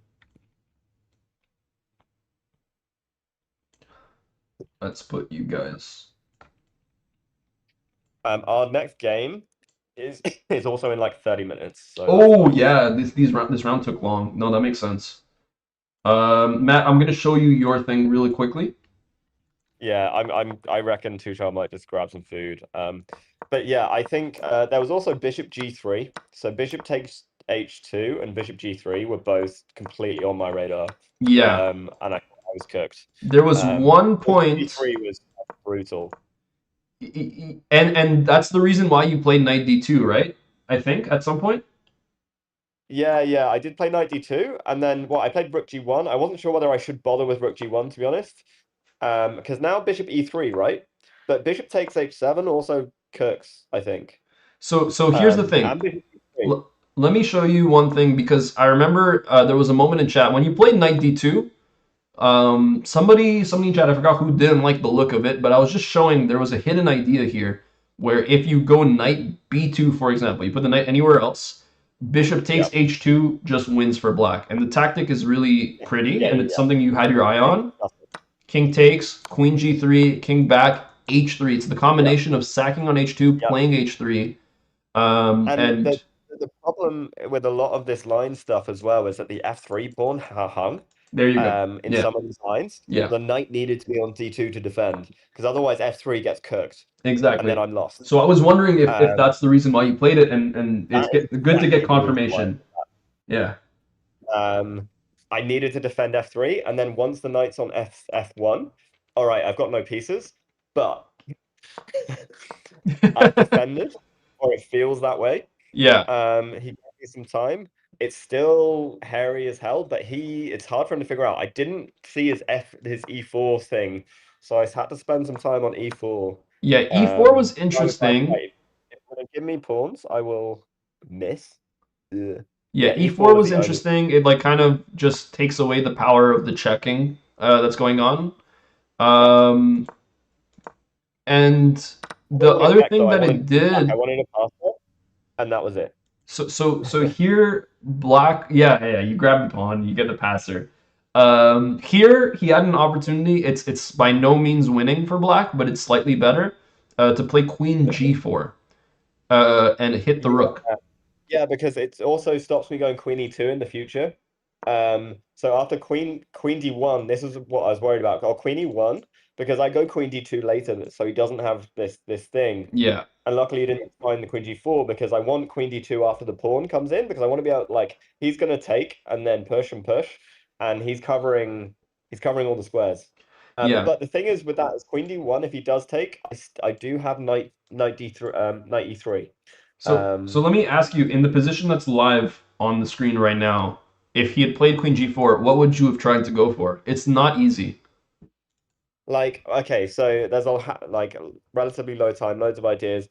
Um, Either I pull back to Queen E1, or um, is there a world I can sack the rook because I can have tempi because I can take the pawn, and if you take my rook, I take your rook with check. That would That would be be, something I'd have to look at. Um, Also Queen check first, as well, and then maybe following it up with that stuff. But yeah, this is I had relatively low time. Yeah, I probably would have gone for the pawn takes because the more pieces are off the board, the less of an attack he has. Um, and his king is going to be a bit loose, like looser than mine, weirdly, despite all of the like mine is surrounded, yeah. whereas I have checking possibilities, but I think I lose my C2 pawn. Like, yeah, I would have liked to have gone E takes F F5. I'll take a look. I just want to make sure, I want to clarify for those of you in chat asking about Tushar's game. The video is no longer live. I can't show you the video. It was a private stream and it's ended. The video is happening with a 15-minute delay. So the game is already over. You're going to see the final moments of the game as they happen on the board right over here. But we're just covering Matt's game with him before they have to start their next round, which is starting really soon. Matt, I just want to tell you that yes, E takes F5 only move. Yeah, Interestingly enough, giving the check would have been worse because the king gets the safety going back to h7. yeah, Going back to yeah, yeah. e1 with the queen allows h3. This is the key idea. This is something that we Right. calculated as well. But h3 here is completely winning. There's no recourse because the knight interrupts the defense of the rook, so you can't take. Cool. And if you play g3, for example, there's queen f3. And Yeah, yeah. Queen F3 is a problem in a lot of lines. Yeah, yeah, yeah, yeah. yeah, So so yeah, okay. so it I worked. think I I would have mean, got. it I think I worked would have. out, dude. It was close. It was really close, and he didn't see I, Queen G4, took back the pawn. Queen E1, not the yeah, best move, but it does work here because you can go Queen E2, which you saw nicely, and H3 was just rushed. I mean, he yeah. didn't. H3 is like no point. I can cover all the light squares, so there's no mate. Yeah, and then you played very well from there, and you got the decisive advantage, and just the time pressure, man. But genuinely, I mean, Hey, you like defended like a lion. Good for you. I'm happy with it. Yeah, I just didn't have time to like figure it out properly. But even then, I still think it's quite hard to play for a win. Yeah. But yeah, I should takes rook takes or allow him to take as he said. So he takes, I takes queen e6 and just take on h3 straight away is probably a better bet because I was planning some like g4 to hold the other pawns. But in any case, so queen check and then queen takes h3. I think was slightly better. Oh no, king back. I think he loses because rook takes. He's got to go king g6. Rook takes actually is fine. Oh, because the queen's defending. Yeah, well, queen takes d6, and apparently the king's fine. Like the king survives here because the pawns, you're just not gonna have enough Yeah, but pawns. I'm gonna get mated as well, so I need to be And there's a so mate. careful. Yeah, there's a mate threat. That's the big Um, thing. okay, cool. All right. Yeah, I don't. I think I need a lot of time to find that. It Awesome. was it was a very interesting game. Definitely one to analyze later on. But I know you have to go prep. Matt, thanks for coming Yeah. in. Congrats on a draw Thank you against a so much, strong Ozzy. player. Hopefully Appreciate you you. can keep momentum Yes. going. Somebody in chat was asking, are these going to be streamed the next rounds? Yes. Joel, not Joel is gonna coach. Joel is gonna stream our game. So Awesome. hyped. And then same for All right. tomorrow as well. Tomorrow, I think we have Lena, maybe 8 and 9. Definitely on 8. Nice.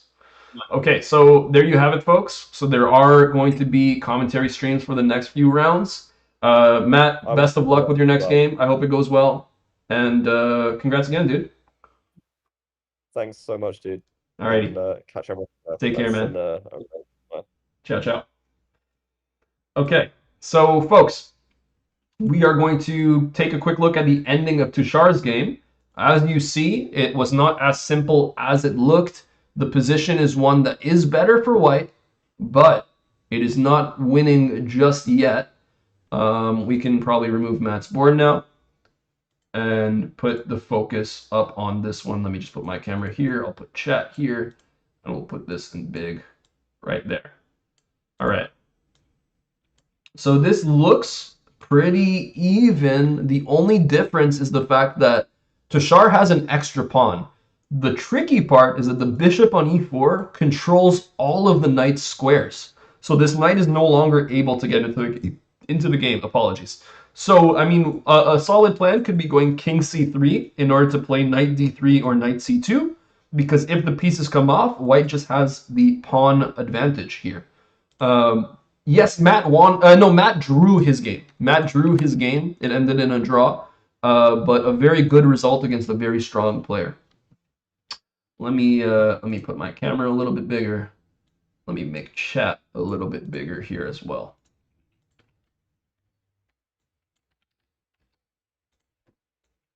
Boom. There we go. Um, how did game four go for Tushar yesterday? Game four ended in a draw for Tushar. Game five, he lost, but hopefully he's able to bounce back with a win in this sixth game right here. Let's find out very, very shortly, folks. Very shortly indeed. Do this.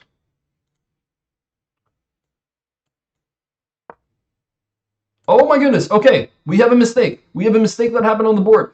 King c6. This allows the knight to step up to d3. The bishop cannot take. If the bishop takes, the king is now out of the square of this pawn. The king is not going to be able to get in the square. So if the pawn moves forward, this becomes the square. The king cannot step into the square. So knight d3 played. Bishop takes is losing. We just saw that. The king's not actually able to make too much forward progress. If he steps up to d5, knight b4 gets played. It's a fork. We're going to win the pawn on a6. Farzi, can you add result tiles on the screen? That'd be quite convenient. I don't have results, unfortunately. You know what I'll do? I'll add it manually. I'll add it manually. How about that? Score 3 out of 5.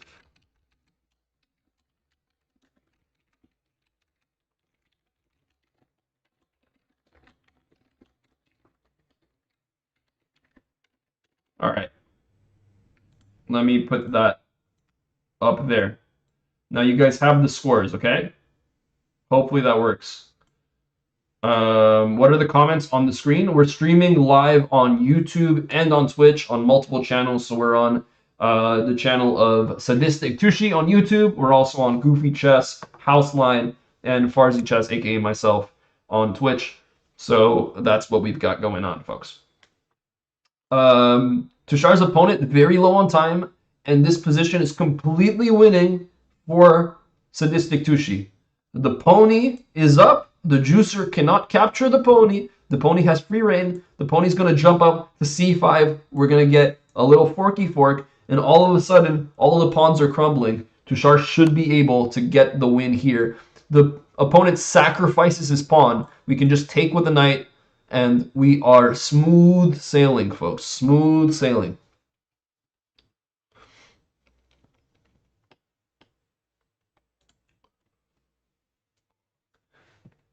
Runner saying he resigned now. He should resign now, but maybe he didn't watch the Queen's Gambit. So he's still waiting. He's still trying. But this one is practically done and dusted, folks. Do you think Tushar can become GM? I think he can become a grandmother. Yeah, he would just have to do a gender change and then have a kid who has a kid, and then he can become a GM. That's what I think. So Matt drew, folks. For those of you who are asking how Matt did. Hope you still have energy for the last round of the day. Yeah, I mean this tournament is intense. They're playing 3 rounds on back-to-back days. It's quite a lot of chess. King c4 played. Wow, he says, I'm not even taking your pawn. I'm going to just go up with my king. He wants to play knight c5. He wants to put the pony on c5. He wants to do the fork. The forking business. Bro says, I don't care about my pawn. I don't care about it. Now he's going to go put the pony up there. And he's completely winning. Completely winning. He goes to b4 instead. He doesn't even care about the c5 square. Now when the king goes up to b7 to defend this pawn, you can just take, and it's done. This is pretty much over. Tushar should get the win.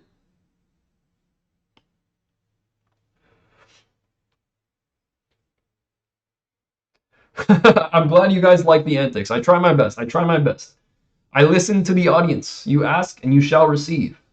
And yes, Arav is saying results are available online. Indeed, indeed. You'll be able to find the results on the chess.com page. I can share that one more time in the chat for you all, so you can take a look here.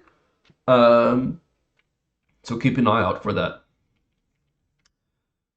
But yes, no funny business for Black. The kitty is going to be put back in the pool. He's going to drown. And the pony is going to be the hero. Look at this pony. So majestic. So strong. Oh, whoopsies. No matter what happens. Oh, wait, it's over. It's over. I didn't even see this. Resignation. He resigned. The game is over. Tushar, the blunder panda, has become a brilliant panda, and he has taken the win here. He's gotten his fourth point of this tournament, so we're going to update the score up on top here on the screen. He is now on 4 points out of 6. What a great performance from Sadistic Tushi. Absolute machine. And for those of you who are asking about his elo, he has gotten another 7 points of elo from this win. So his elo live should be around 1944. And if he keeps winning, maybe he'll be able to get all the way up to 2000. Let's see. Let's see. It's going to be very interesting to see the next few games. Let's see what happens. In the meantime, folks, we're going to take off. We've got another round starting very soon. So make sure you keep an eye out for the next round. I will not be your commentator for the remaining rounds, but I've had so much fun doing commentary for all of you. It's been a great time. It's been a blast. Thank you, everybody, for being in chat with me. Thanks for watching. Tushar and Matt, thanks for supporting them. And hopefully they're going to continue to have some great performances in the remaining rounds of the tournament.